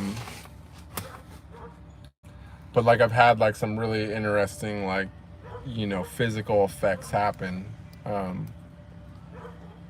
like regarding sensation, or like my vision has been improved, my hearing. I've done things with my hearing where like I was able to like tune out everything that was near to me and then expand my hearing outwards so that I could hear things that were like super far away, but everything that was nearby was like underwater gurgles, kind of. And I've also done like casted out my vision, where it's like almost kind of like an out of body experience, but like line of sight, you know what I mean? And I've also seen like microscope vision, where it actually was interesting because it wasn't like looking in, it wasn't like blowing something up. It was like as if I became very small. And that was the same thing when like I looked down on the earth from above. It didn't really feel like I like necessarily left my body. But it just felt like I became huge, like much bigger than the universe. So I mean, much bigger than the planet, not the universe. But, you know, so I could definitely see where, you know, it's like, it's the nerves are definitely getting like hyper excited because, you know, how does that work? I mean, there has to be some kind of physical function within the body. It can't all just be etheric, or maybe it can, I don't know. But like, you know, in my experience, when you activate these energies, some really weird random side effects end up happening as well with your physical body. And it's almost always something that's, you know, has a big nerve running through it, you know, like your eye or your ear, you know, something like that. Or like I used to always get this, like, for a while, like when I was during that phase when like nothing happened for a while and I was like really plateaued, like I was getting this like electric tongue thing where it was like, and now I can almost get my tongue into my nose. It's not quite there yet, but like it's automatically, like I know that that's a mudra, but my body is like automatically like doing that. Like my tongue sometimes it's so strong that it's like freaking me out. Like I'm like, ah! It's like this pleasure electric feeling where I just want to stick my tongue out and twist it all different ways, and it's just like I just want to stretch my tongue so bad because it literally feels like there's like an electric current going through my tongue. And so like for during that stretch when it was like the longest stretch where nothing happened, that was happening like multiple times. It was like I felt like just this like electric, I don't know how to explain it, it's fucking electric tongue. You know, that's a thing for sure too. There's like massive nerves and stuff running through your tongue. So I don't know how all that works, but maybe you'll tell me here because I'm going to catch up on the chat. The legend, listen to good rhythmical, peaceful music because now also science proved your cells vibrate at certain frequencies, therefore kind of sound waves that affect your cell. For sure. Interesting at a deep level, but after lifting the veil, boom, elevated version of literal. Yeah, exactly. You know, you always think that you know something until you know something else. You know, and then every time you're, you know, it's just so humbling. The very first step, I was like on top of the world. I was like, I'm gonna start a church. It's like, it's cool. Like, that's how this Telegram group started and everything. I was like, yeah, you know, everyone needs to know. Like, we download the info. Like, and then the next thing happened, and I'm like, I have no fucking clue what's going on. Like, this is too crazy. I was like, I was seeing through everyone's eyes, like, hell no, like, this is wild. And then, like, the Manipura thing happened. I'm like, okay, I almost caught on fire. I was like, this is kind of dangerous. I was like, I better be fucking chilling on, like, telling everyone to just go out there and, like, activate all their chakras. Like, what if somebody catches on fire and it's my fault? I'll get so much bad karma. And then, you know, when this last thing happened, and more or less it's like, you know, I tapped into the Shiva within myself and fell in love with Shakti. The ultimate, you know, thing that happened at the end of that, after all the hours and hours of agonizing love despair, was that I realized the eternal Tao, or the eternal Tao. I still say Tao because it's just, I always read stuff, you know. I got Tao, you know. It's falling apart because I read this. I'm trying to memorize the entire thing.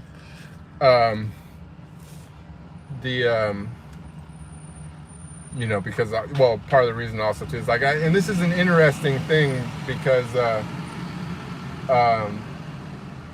you know, and maybe this works with like these streams, you know, you could try rewatching these streams. I don't know if this, I don't want to, like, I'm not trying to toot my own horn or something, but if these streams are something that invigorates you and makes you feel activated, because some people do message me sometimes and are like, hey, yo, you're like, your stuff really like got me going down the path. Like I felt something inside when I was hearing you talk. And then, you know, people say that, I was like, that's what I feel when I read Daodejing.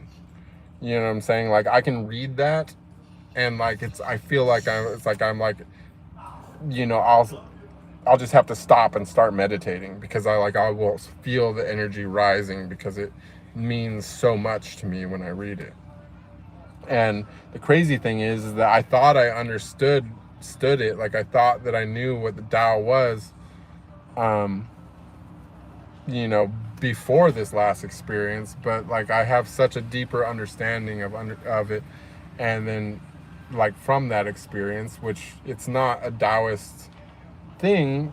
I mean, it's not a Hindu thing, but ultimately, like, you know, if you enter like God form, that's what it's about. Like that's what Daodejing is about. It's about, you know, that's what the Tao is about. It's about finding God within yourself and embodying that, you know, and how to do that. So it's like a much it's like just a, you know, it's not simpler. It's simpler to say. It's simpler. There's less steps involved or whatever, but there's like, you know, the reason why people tend to turn to religion is because the gods are more giving. You know what I'm saying? Like the gods will barter, or, you know what I'm saying? You worship a gods, or you make an offering, or you show respects, you know what I'm saying? Whatever. You connect with them, and they are more willing to like do something for you or give you something. You know, with the Tao, it's just destroy yourself. Destroy everything that's you if you want to enter God form, if you want to be, you know, a living version of that, you have to destroy yourself, not just your ego. Like, you know what I mean? Like literally it's like everything that you just, you know, like most of the Taoist masters don't talk at all. You know what I'm saying? Like you just don't even talk because there's nothing to say. You know what I'm saying? Like everything has to only be shown and experienced and seen. You know what I'm saying? Like it's like I said, everything's already right in front of your eyes. But that's what I realized only through connecting with the earth. You know what I'm saying? Because I was able, you know, I'd already had I had already seen the other side of it. You know, the whole as above, so below thing. Well, what that's talking about is a certain level of consciousness, which is basically like that Christ consciousness, right? And it's like first you connect, like I said, you look down from above, and you see through all the humans' eyes. You see all the people, through all the peoples, and you feel what all the people are feeling, and you feel this immense, pure, ecstatic love. It's like the love that you can't imagine. It's like you pop 10 mollies, and then, you know, met your soulmate at the same time. You know what I'm saying? Like you are up there, and you know, there's a tremendous amount of power from that.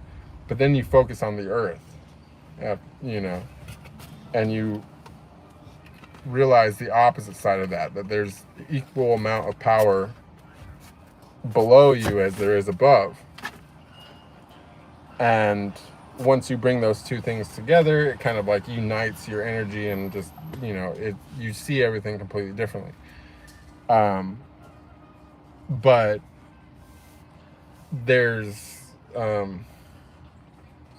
there's definitely way more layers. It's just that's where I'm kind of currently at. So I can't really speak upon it and stuff. I don't know how I know, but I know that it goes tremendously higher. You know. Legend says, you will realize that when you listen to good music and talk to good people, simply tune into the vibration, and people having the same thoughts means vibrating the same phase, sympathetic resonance. If you strike I love this one. I already know what you're going to say, but I talk about this all the time. If you strike a tuning fork, another tuning fork having the same frequency, they both start vibrating in the same plane. That's totally true. Sympathetic response with Tantra, sympathetic response is related with tantric and mantra teachings. And yes, totally. And I'm going to take it a step further. I use that analogy all the time.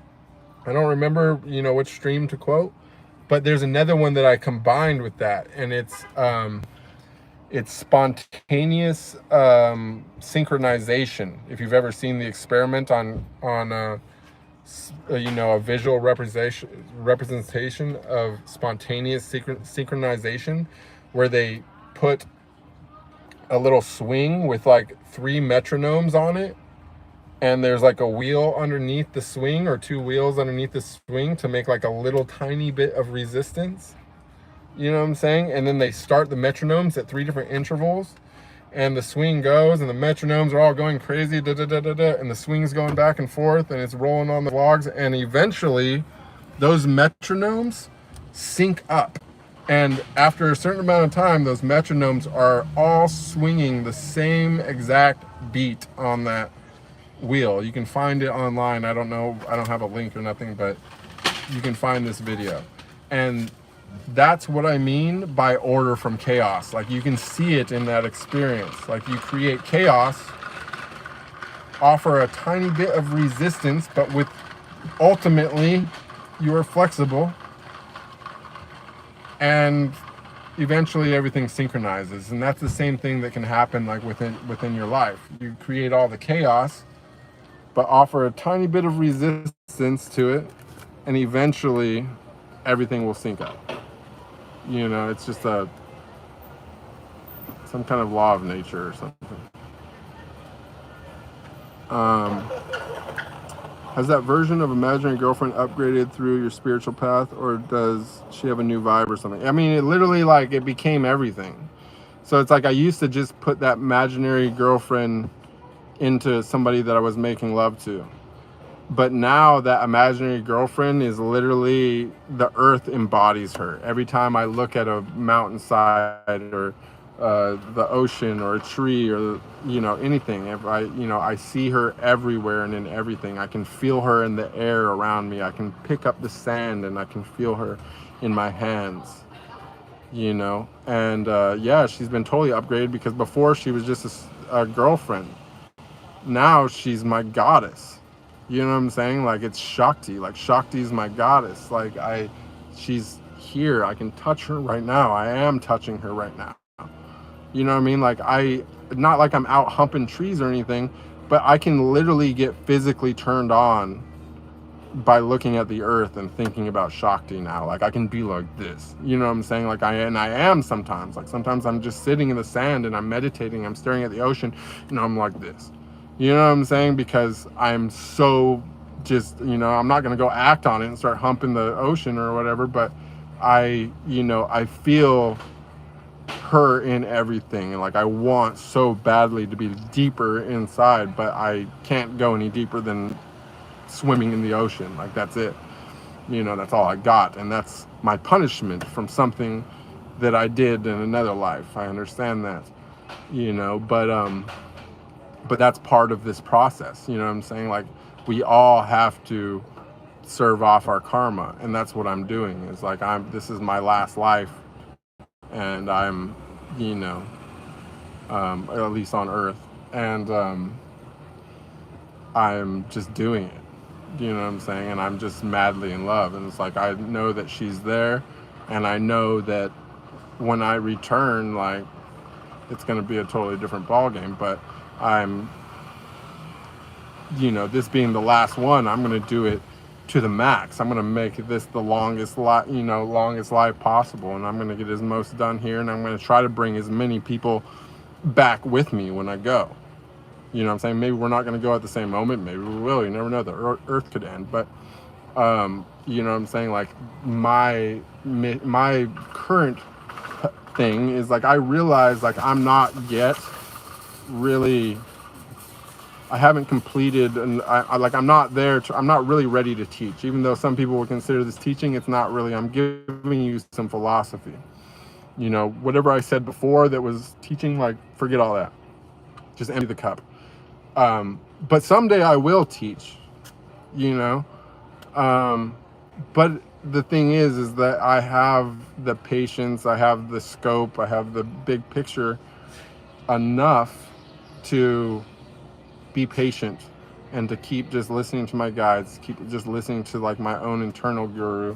And, you know, when the time comes when I know something, like, for sure, then I will start teaching. But until then, like, I know that the advice for me is the same advice that I'm giving you, and that's just to walk the walk and talk the talk. Not just talk the talk, but walk the walk.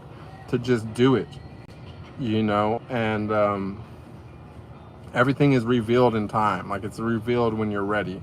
Like, no single experience is going to show you like what God is. You know what I mean? Like, you can philosophize it all day long, and you could read whatever you want that other people have written, but until you have the experiences, you just won't really know. But you will eventually have the experiences, but it's so many. It's just that, like, they have to do it in steps, because, like, if I didn't have the, like I said, the enlightenment is just the beginning. Like, people think that enlightenment's at the end, and I gotta say no. And the other people will be like, yeah, you're not enlightened. Like, yes, I believe that to some degree I am. Now, do I believe it's the maximum? No. But I think it comes in steps. And I think the first step, the reason why it's called enlightenment, is because there's literally a light that beams into your head, down your spine, comes up your chest, and shoots out of your eyes, right? Well, at least that's what happened to me. And you literally you turn into a light. You know what I'm saying? Like, you're a fucking light bulb. You glow. You know what I mean? Like, there's fucking, I don't know how to explain it. Like, you turn into a light. You know what I'm saying? But that light is the torch. That's not the end of the story. Like, there's so much more. There's so many more degrees, because if they showed you more than that before you had that light, before you had that torch, before you had the knowledge that told you that you're going back where you came from before, and that you're immortal, and that you can't really die, before you have that knowledge, any of these other experiences that I've had would have crushed me. It would have crushed me. I would have been 5150, no problem. You know what I'm saying? Like, you wouldn't be talking to Lucid Bruce, you'd be talking to Loony Bruce. You know what I mean? But, you know, first that enlightenment comes, and once you have that torch, you know, you can decide. You'll at least have enough information then to say, am I going to turn back, or am I going to jump into the abyss just now that I can see a foot ahead of me with this torch? You still can't see that far. You just know that you're on the cusp of something. Like, you know that you can dive in now, or you can turn back. You know, you can turn back and you can go have you can go manifest yourself an amazing material life, and you can, you know, cross this bridge again next time. You know, but once you have that torch, you can also choose to just dive in. You can choose to sacrifice yourself, everything that you are, everything, you know, sacrifice your literal personality. And everything physical in this world, you come to realize it's all bullshit, and you don't really own anything. You know, that shit, all this shit's not even really real. It's just all a dream, you know what I'm saying? Like, if you really wanted, you could manifest it, you know what I'm saying? But the thing is that that's not a virtuous, you know, to go around focusing on manifesting physical virtue or physical things in your life is not necessarily like a virtuous thing to the highest of the high. Now, if you're content with being reborn and rolling the dice on the next life, you know what I'm saying, that's fine. It's not like you're going to go to hell or anything because you decide not to be perfectly virtuous at this moment. It just means you're probably going to reincarnate. You know what I'm saying? And I'm fucking done here. I've been here since the start. You know what I'm saying? Like, I'm going to do this life. Don't get me wrong. I'm so happy. I'm loving this. Like, I'm so happy that I chose to have this experience and to come down and put myself in this body. And I'm happy for everything that's ever happened to me. I don't care about the prison thing. I don't care about nothing. Like, I'm fucking ecstatic to be here. I think that this world, this universe, is the fucking best idea I ever had. You know what I'm saying? Like the closer I get to my higher self, the more and more I feel responsible for this. And I'm like, this is awesome. Like, I'm so happy that I did this. Like, and the beauty of it is like the genius behind it, beyond genius, you know what I'm saying? The divine behind it is the whole coming here and forgetting everything thing. Because when everything is possible, when anything is possible, when you just snap your fingers and something can happen, you know, like how it is in some other dimensions and stuff, or just a thought and it happens, like you can dream anything, you experience whatever you want anytime. The one thing you don't get to experience is that you don't get to experience the wake up. You know, you don't get to experience what it's like to have your fear removed. You know what I'm saying? You go through life being so scared that someone's going to kill you or hurt you, or you're going to go broke, you're going to lose your money, you're going to get sick, you're going to, you know, whatever bad thing could happen to you. You know, the moment that that's ripped off and you're like, they're like, hey, yo, like, nah, you've been alive before this and you're going to be alive again after this. Like, don't worry about it. The moment that that's all that removed, like it's a sensation and a feeling that is unreplicable without first having the experience of being so limited and feeling so mortal, right? And you know, it's just fucking beautiful. Like, this whole world is so fucking beautiful. Like, when you realize, like, you take everything for granted, you look at everything, you're looking at a phone, talking to some guy, whatever, super far away, whatever. Like, how is this all possible? That's not doesn't matter. The point is, the thing that you're missing is that you're taking it for granted because it's an illusion. You have to realize that this is an illusion. This is not real. It's a fucking illusion, and and that's not a bad thing. It's a beautiful thing because it means you can't die, and it also means that like, look at it. Like, look how detailed everything is. Look at the cracks and the scratches in your phone screen right now. Look at your fingernails. Look at the dirt in my fingernails. Like, fucking, it has so much fucking detail. But it's not real. Like, if you think of it in the frame that is the truth, is that it's a dream, then you look at it and you are fucking amazed at the detail. You can't fucking believe it. You know what I'm saying? Like, all these things that they try to quantify with science, you know, just appreciate it. Like, look at it. That's how massive, you know, you really are. That's how massive this whole thing is. That's what your higher self is. Like I said, when I look down, you see through every person's eyes, have every person experience. It's not even 1% of the total bandwidth of God that does that. It's like the way you breathe and the way your heart beats, you know what I'm saying? To God, it's that easy to experience every person's experience simultaneously at once. It's also why virtue matters so much, because everything that you do is something that's an experience for God. If you have sex with somebody, for example, it's not like, don't just think of it as, you know, people say, oh, so-and-so's so selfish, but says, oh, so-and-so's so giving. Well, they're both thinking it wrong, okay? Because you got to realize it's not just you and her there.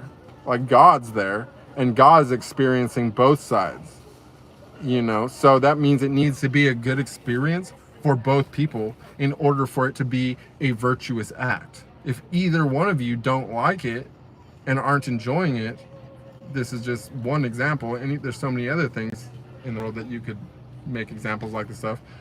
But if either one of you is not fully immersed and fully enjoying it, then it's not a good experience for God on both sides.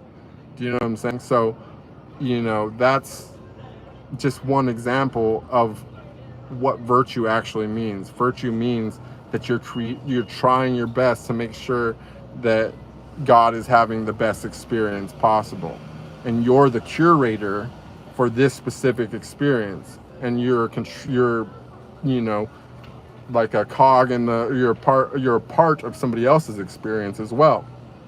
So, you know, you have to combine those two concepts, and then living in virtue, you can start realizing that, you know, it's a give and take thing. You know what I'm saying? You gotta always seek whatever is the best experience for God, you know. But in order to give God the best experience, you have to try to think like God, you know. Try to imagine that you've had all these people's experiences. Try to have, and that you could have any specific experience that you wanted.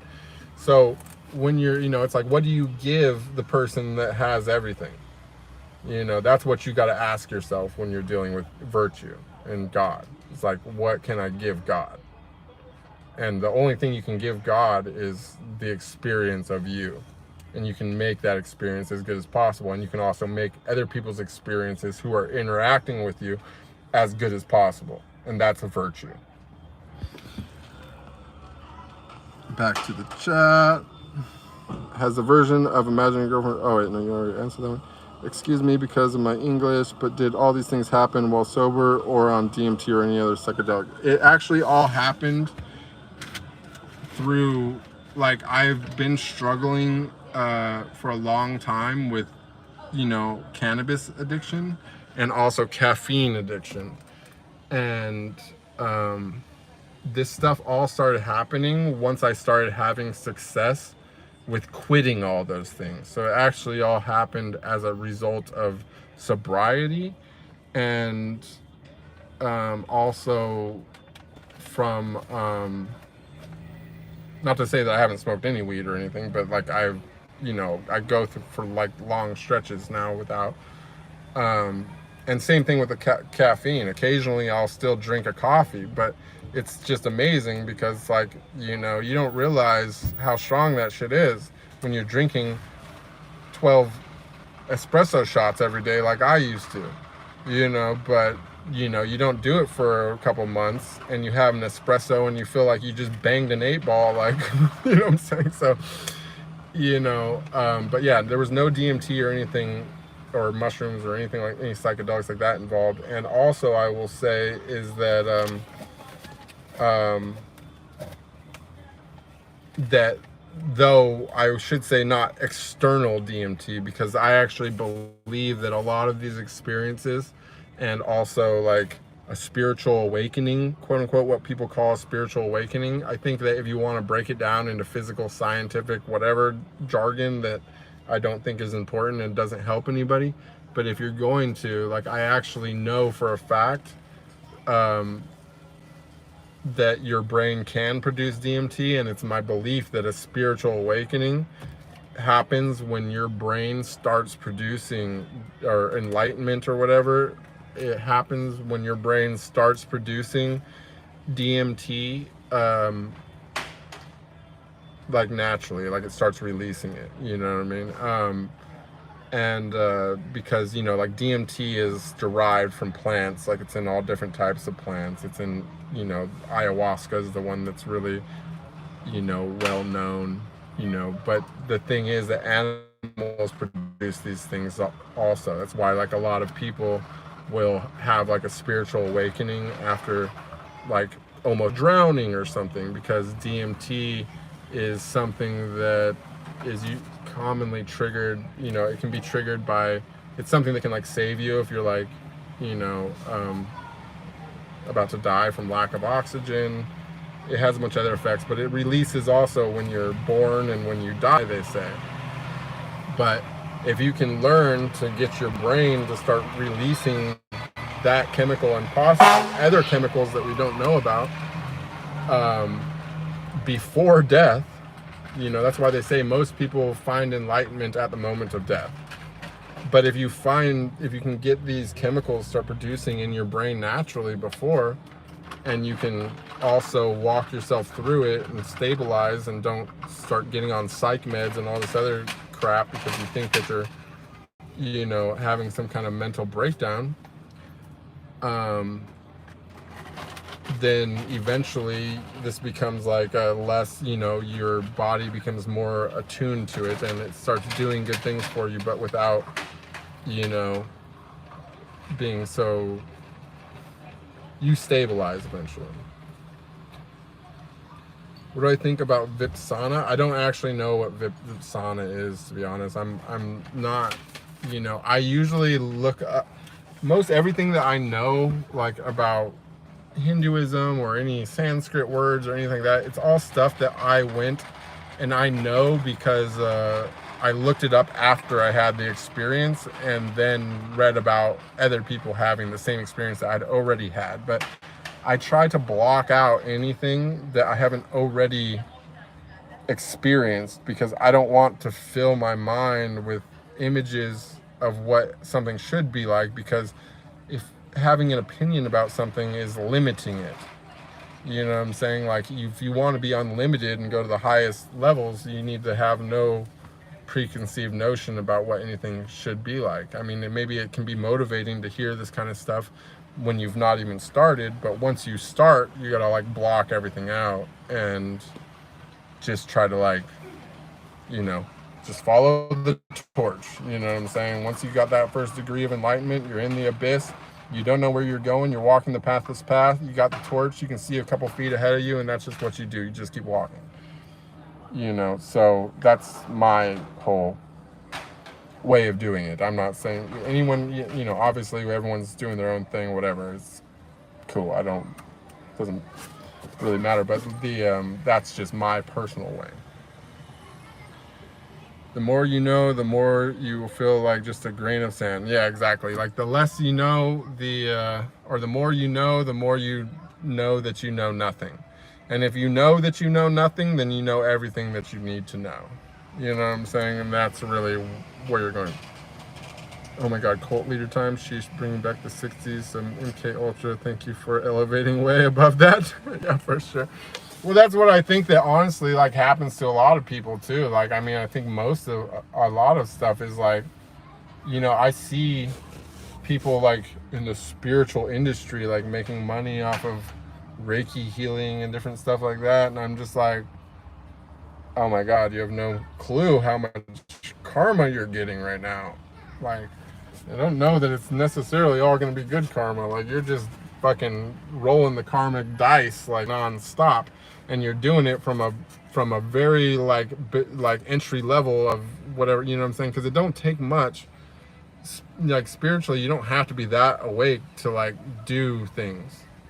You know what I'm saying? Like, the first step is already like you know, by the time you're activated your sacral chakra, like you're already, you know, you're already able to do stuff. Doesn't mean that you should. You know what I'm saying? Like, you actually should not, to be totally dry about it. Because even as far as I've come, like, I can't even imagine what the next layer is, and trying to imagine beyond the next layer is like completely out of the question. I have no doubt that there's probably infinite layers all the way back to the point that you just atomize and go back to source, you know? So,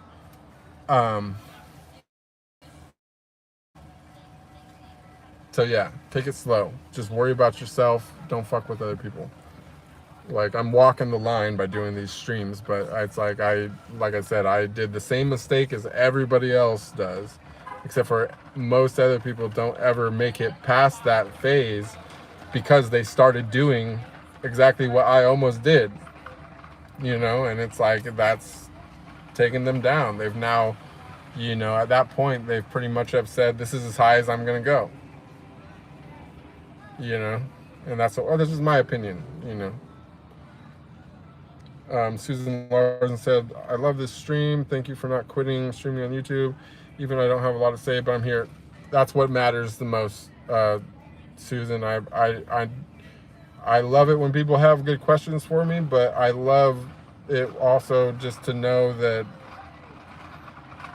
I don't know, that it's opening some eyes, because I can tell you this, like, if our leaders, like, I'm not trying to get into politics, but like, if we stopped electing leaders that wanted to be leaders, you know, a bunch of sociopathic maniacs that are just striving for power, if we stopped letting them lead and started choosing spiritual leaders to guide us in this way, like, our world would be okay. Like, we'd be doing good. Like, none of the problems that we have today, well, we have, maybe we'd have some different problems, but I have no doubt that with spiritual leaders that have actually achieved some degree of gnosis, that this world would find peace and that it would become heaven on earth for everybody. You know, it's literally the big problem in this planet is that we don't have spiritual leaders. We have psychopathic leaders. And, you know, that comes from like choosing our leaders from people that want to lead. If we choose our leaders from people that we want to lead, then we would be in a different situation. You know what I'm saying? And maybe those people don't want to lead. In fact, they almost definitely wouldn't. But if somebody is spiritual enough and the society came forward and said, show us the way. You know what I'm saying? We're tired of the wars. We're tired of the bullshit. We're tired of starvation. We're tired of whatever. Tired of disease and hunger and this, that, and the other. Like, that person would do it. You know what I'm saying? And there's tons of those people. Like, people keep going back to religion and they want to like live in, you know, thousands of years ago and use that as a guide back to God. But there are literally living masters on the earth right at this moment. There are living embodiments. There's living embodiments of God on this planet at this exact moment. I don't know, you know, how many, but there's plenty to see us through. You know, and for some reason we have only like embodiments of demons leading us. So that's, you know, I'm not questioning the grand scheme or the big picture. I trust in the system. Like, I believe that maybe someday, like, it will, you know, maybe I'm predicting the future, but you know, looking at it from where I'm sitting, like, that's what I see. And I trust in it because, you know, it is creating the divine. The reason why we have these living embodiments is because there was created, this world created that. You know what I'm saying? Like, it shows that it works. You know, you come here, you settle in for the long haul. Maybe it takes 10,000 years, whatever. But eventually you find your way back to the divine. And that's the beauty of it. You know, that even if everybody's doing it wrong, there's no wrong way. Nothing's wrong. You can't do anything wrong. Like, everything's good because you know what I'm saying? You're learning a lesson one way or the other.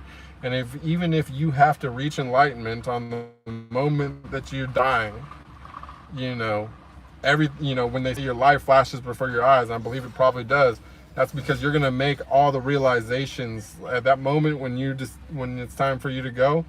You know, if you haven't already somehow managed to achieve enlightenment, which most people don't, you know, you achieve it at that moment before death and everything becomes clear and you're able to, you know, take home all the lessons from the life that you lived. And so that when you're reborn again, you can pick back up where you left off. And like, that's how I see that whole thing works myself. Legend says spontaneous self-organization actually is the term. Oh, there it is. Yeah, it just happens all over nature. All material things try to occupy the same vibrating and have the same frequency. Yeah, it's like it's all very. It's you know, it's been known. Do you know what I'm saying? Like, you're you know, like, you clearly are, you know, very knowledgeable on Hinduism, and you seem to know a lot about yoga. You know, and that knowledge is old. You know, now look at the fucking science. They're just now starting to figure out frequencies and that sound is power. Like, it's ridiculous. Like, you know, it's been known the whole time. They're not just figuring it out. It's just that, you know, it's getting leaked because it's been hidden from us. But the thing is, it's not actually been that hidden. It's just, you know, that we've been tricked into believing that everything needs to have like some way to test it or whatever. People just can't observe what actually is. But who's making the fucking testing machines? Who's making the test? Who's decided, who's came up with the method for the test? Like, it's all bullshit. You know what I'm saying? Like, the real is already known, and it's all been given through people, through meditation, through gnosis. And that's everything. Have you ever worked on a set where the energy between you two was off and off the charts amazing and even a deep spiritual connection? Yeah, actually, yeah, I've felt that a lot. In fact, out of that 20 scenes that I did for that coach thing, I would say 18 like had good chemistry, and probably at least like 5 had like amazing chemistry. I don't know about spiritual connection, but I mean, like I said, like you know, I had my first degree of of enlightenment when I was on that project, about 16 scenes in, and you know, I had literally actually the scene that I had done prior to driving to Vegas and having that whole thing happen was the girl which I was like the most excited about working with, and that I liked the most of the project. I sadly, it was, you know, I worked with her, then I went on the drive, and then that happened. So possibly there was something there, and it's actually, we actually have like a little bit of history together. She had contacted me when she was 18, just for a hookup or whatever, years before she ever got into the industry, and then eventually later on she like came into the industry, and when she got her first test before her first scene, she called me and was like, invited me over, and I went over and, you know, broke her in before her first scene. So maybe perhaps there was kind of some kind of a spiritual connection there, because like I said, you know, she contacted me like the day that she was legal, and then contacted me again right before she went into the industry, and then now she's like way more fit. Like, I mean, I don't know, I mean, it's hard to gauge like guys against girls, but I mean, she's like mega superstar now. So so maybe there's something to that. And then I would say, and the other interesting thing is, I don't know how that works out, but I would say that after that scene and that awakening, like every other scene after that, even though I didn't know the girls at all before, were like the top scenes of the whole thing, you know, that scene that was right before and all the scenes after were the best scenes of the whole thing. Plus you could even see like the difference in my body and my face, like it did like an overnight transformation of my body. Like I literally like was like 10 years younger that night. Like I woke up 30 something hours later after sleeping for 30 something hours at a truck stop, and I woke up like completely rejuvenated. Like it's like my skin was refreshed, everything was just totally on the low. I'm just like, wow. I was like, I have no clue how this is possible, what just happened, but like, oh my God, I'm not arguing, I love this. You know what I mean? So I don't know, I hope that answers the question. That was a good question though. Legend says, if you want to understand samadhi, deep meditative states, you should explore the life of Sri. I'm gonna I screen capped that, of Sri Ramakrishna, the master of Swami Vivekananda. Okay, I'm actually familiar. I love his stuff. I always read like just little quotes on Instagram that I always resonate with Sri Ramakrishna. Like I love everything that he says, and Vivekananda is obviously super famous, and I was actually recently invited to a 4-hour meditation at his temple here in LA, but I didn't go because of personal issues, but I intend on going to the temple by myself sometimes. He was highly evolved tantric and also Vedantic teacher. That's interesting. I will have to look into that. Sri Ramakrishna Paramhasa has attained a high state of meditative state called Nirvikalpa Samadhi, in which the person literally sees everything, including atoms, ether melting into God. You know, that sounds like what happened to me, but does he like maintain that state at all times, or it's just like he was in the state. You know what I mean? Because I always wonder that constantly. Like every one of those states that I've been in, I'm always like, is it possible to like stay there? Because this last one, the upgrade took about 3 days, but I feel like I've stayed in some degree.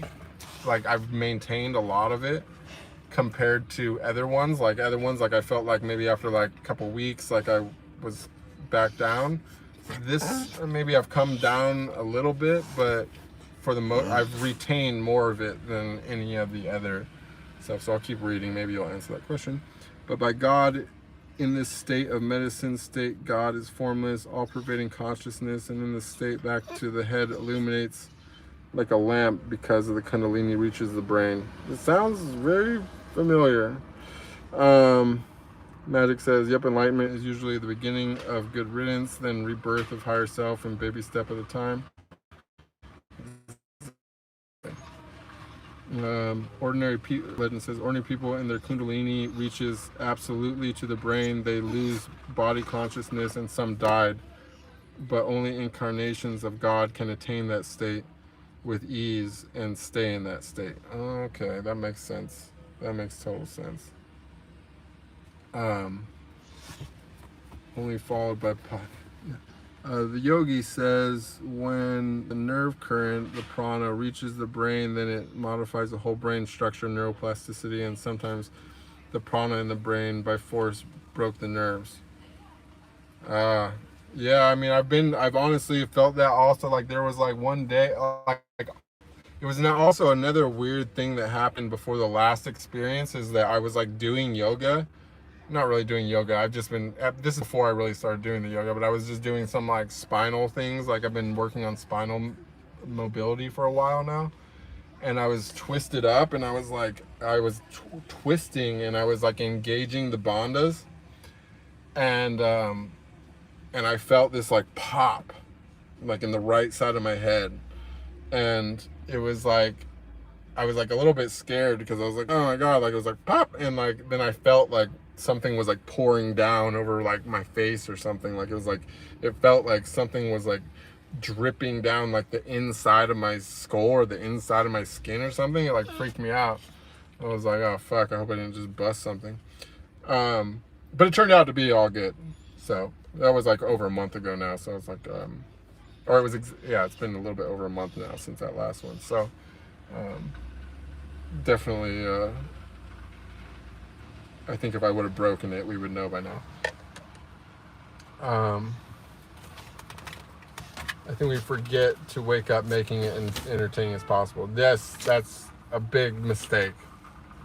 And I think that was like one of the biggest steps that I made, like in the past without knowing it, that was like, you know, led me down this road, was when I decided that I would live for my life story.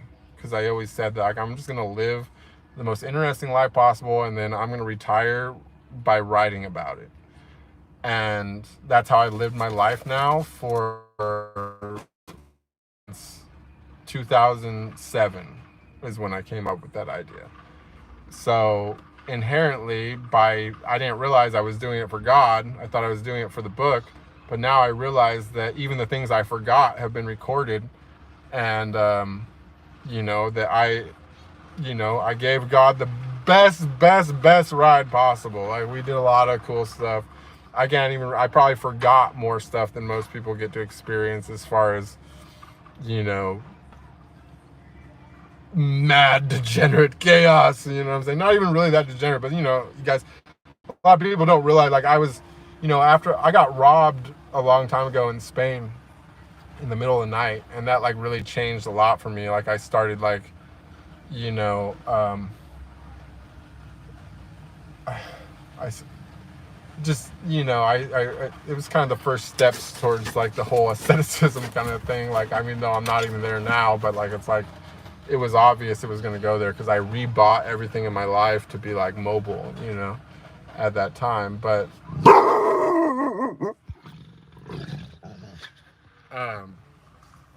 I don't remember why I was saying that. Damn it, I forgot the point. But I'm just gonna go back to the chat. The legend says, no, this world is not an illusion. It's limited appearance. It is limited, but it's still real. But yes, the world does have an independent existence without an observer. The world is relative.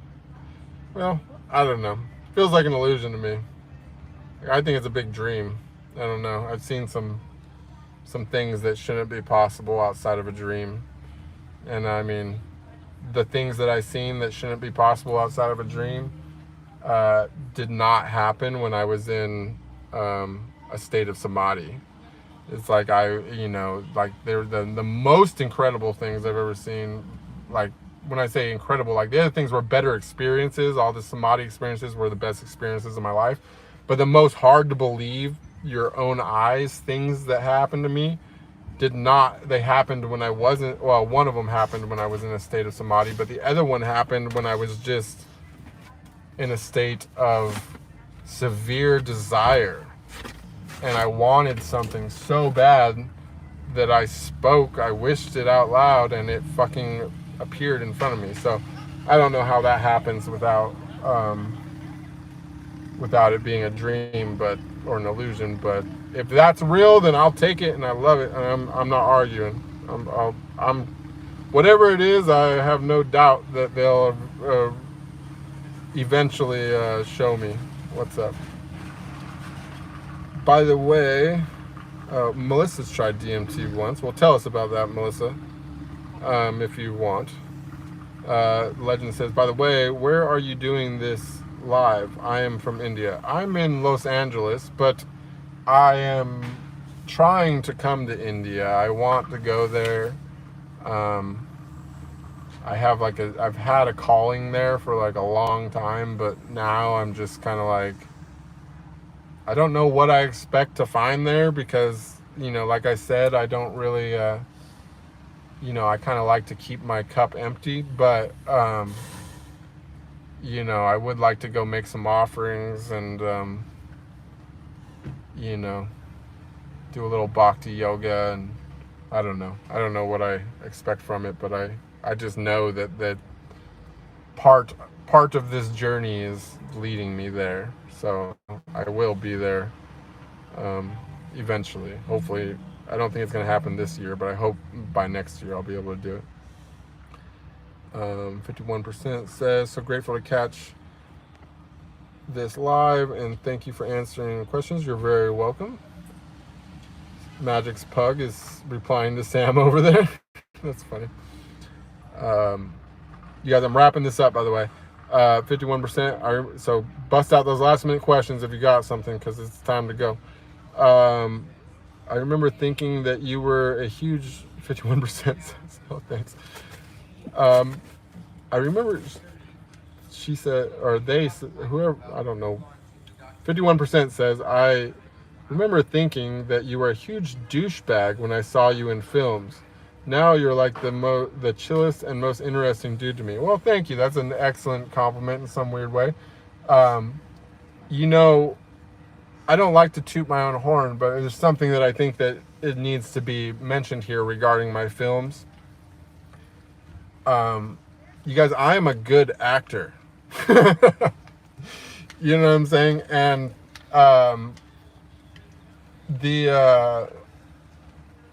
if I was, coming off as a douchebag in my films, trust and believe that was the character that I was supposed to be portraying, which is actually very common in the industry, because not saying that everybody that watches porn is a douchebag, but a big part of the target audience is douchebags. So, they want to whatchamacallit, they want to relate to the person in the scene. So very often, they want you to act like a douchebag, and that's kind of, can I put Sam on camera? No, well, maybe I'll let him come up here for a second. I'm gonna have to shift some things around so he can get to me. Do I have offerings for Lakshmi in mind, or just Shakti? Well, I don't know who Lakshmi is, but after having the experience with um, I can never pronounce the guy's name, but you know, I went and made offerings to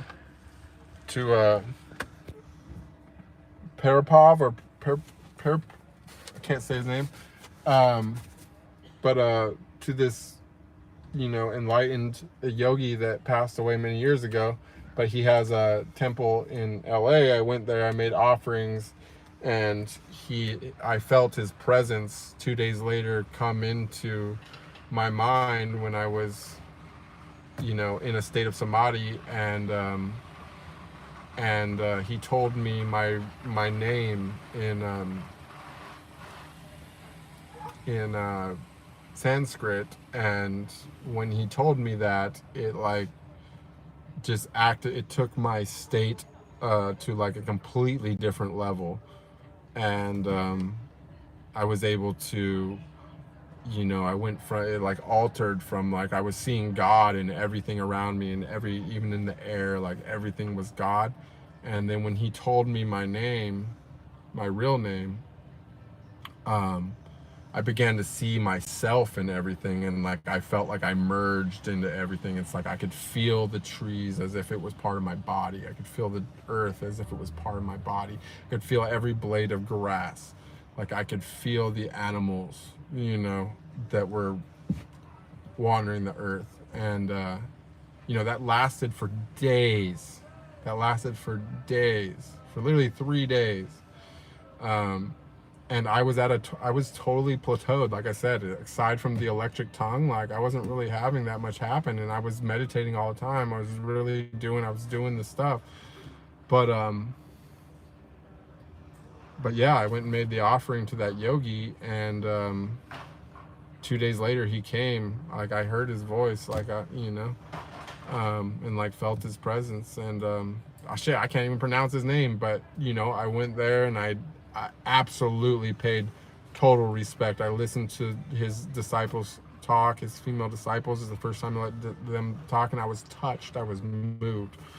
And you know, I went and made the offering, and 2 days later the gift came. So you know, I would like to go see who else is in support, you know, because it was interesting because his temple is a temple was temple of Krishna consciousness, and nobody had mentioned Shiva. Shiva's not really been something I really read a lot about. Like I didn't really know much about, but like I believe that what I experienced during was a Shiva consciousness, because I think that that's why I suddenly remembered Shakti. Like that's why I suddenly felt this love with Shakti, you know, and had all these memories, and suddenly I'm like so good at yoga and like have all this knowledge about yoga that just downloaded in my brain. Not only yoga, but like, for lack of a better term, like I feel like I know Qigong as well. Like overnight I just learned both Qigong and yoga. I'm like have energy awareness now, and I'm able to like, you know, yes, that's him, but that's not how you spell it, I don't think. I'm trying to look and see if I'm talking about this guy.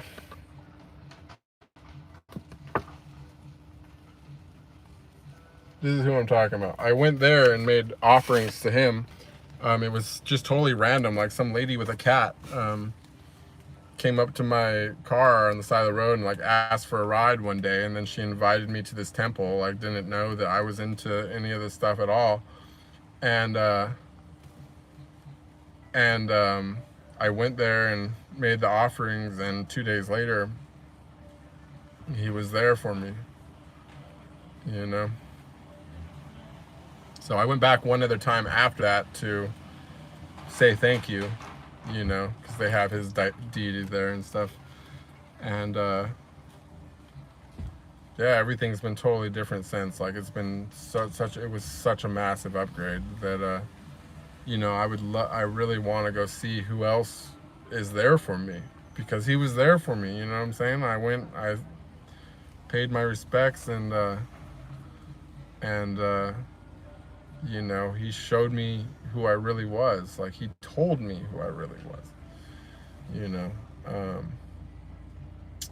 it was just such a beautiful thing, and it's like changes everything. I think it makes me, brings me a lot of peace as well, because, you know, like, our loved ones and stuff are speaking to us from beyond. Like, nobody is gone. Like, everybody's still there. Everybody that you ever lost, you didn't really lose them. They're like, you know, if you don't feel, if they're not present in your life at this moment, it's because they already reincarnated. But you know, but they're still alive. Their soul's still there, and like one day you're gonna reunite. Like, it's just beautiful, you know.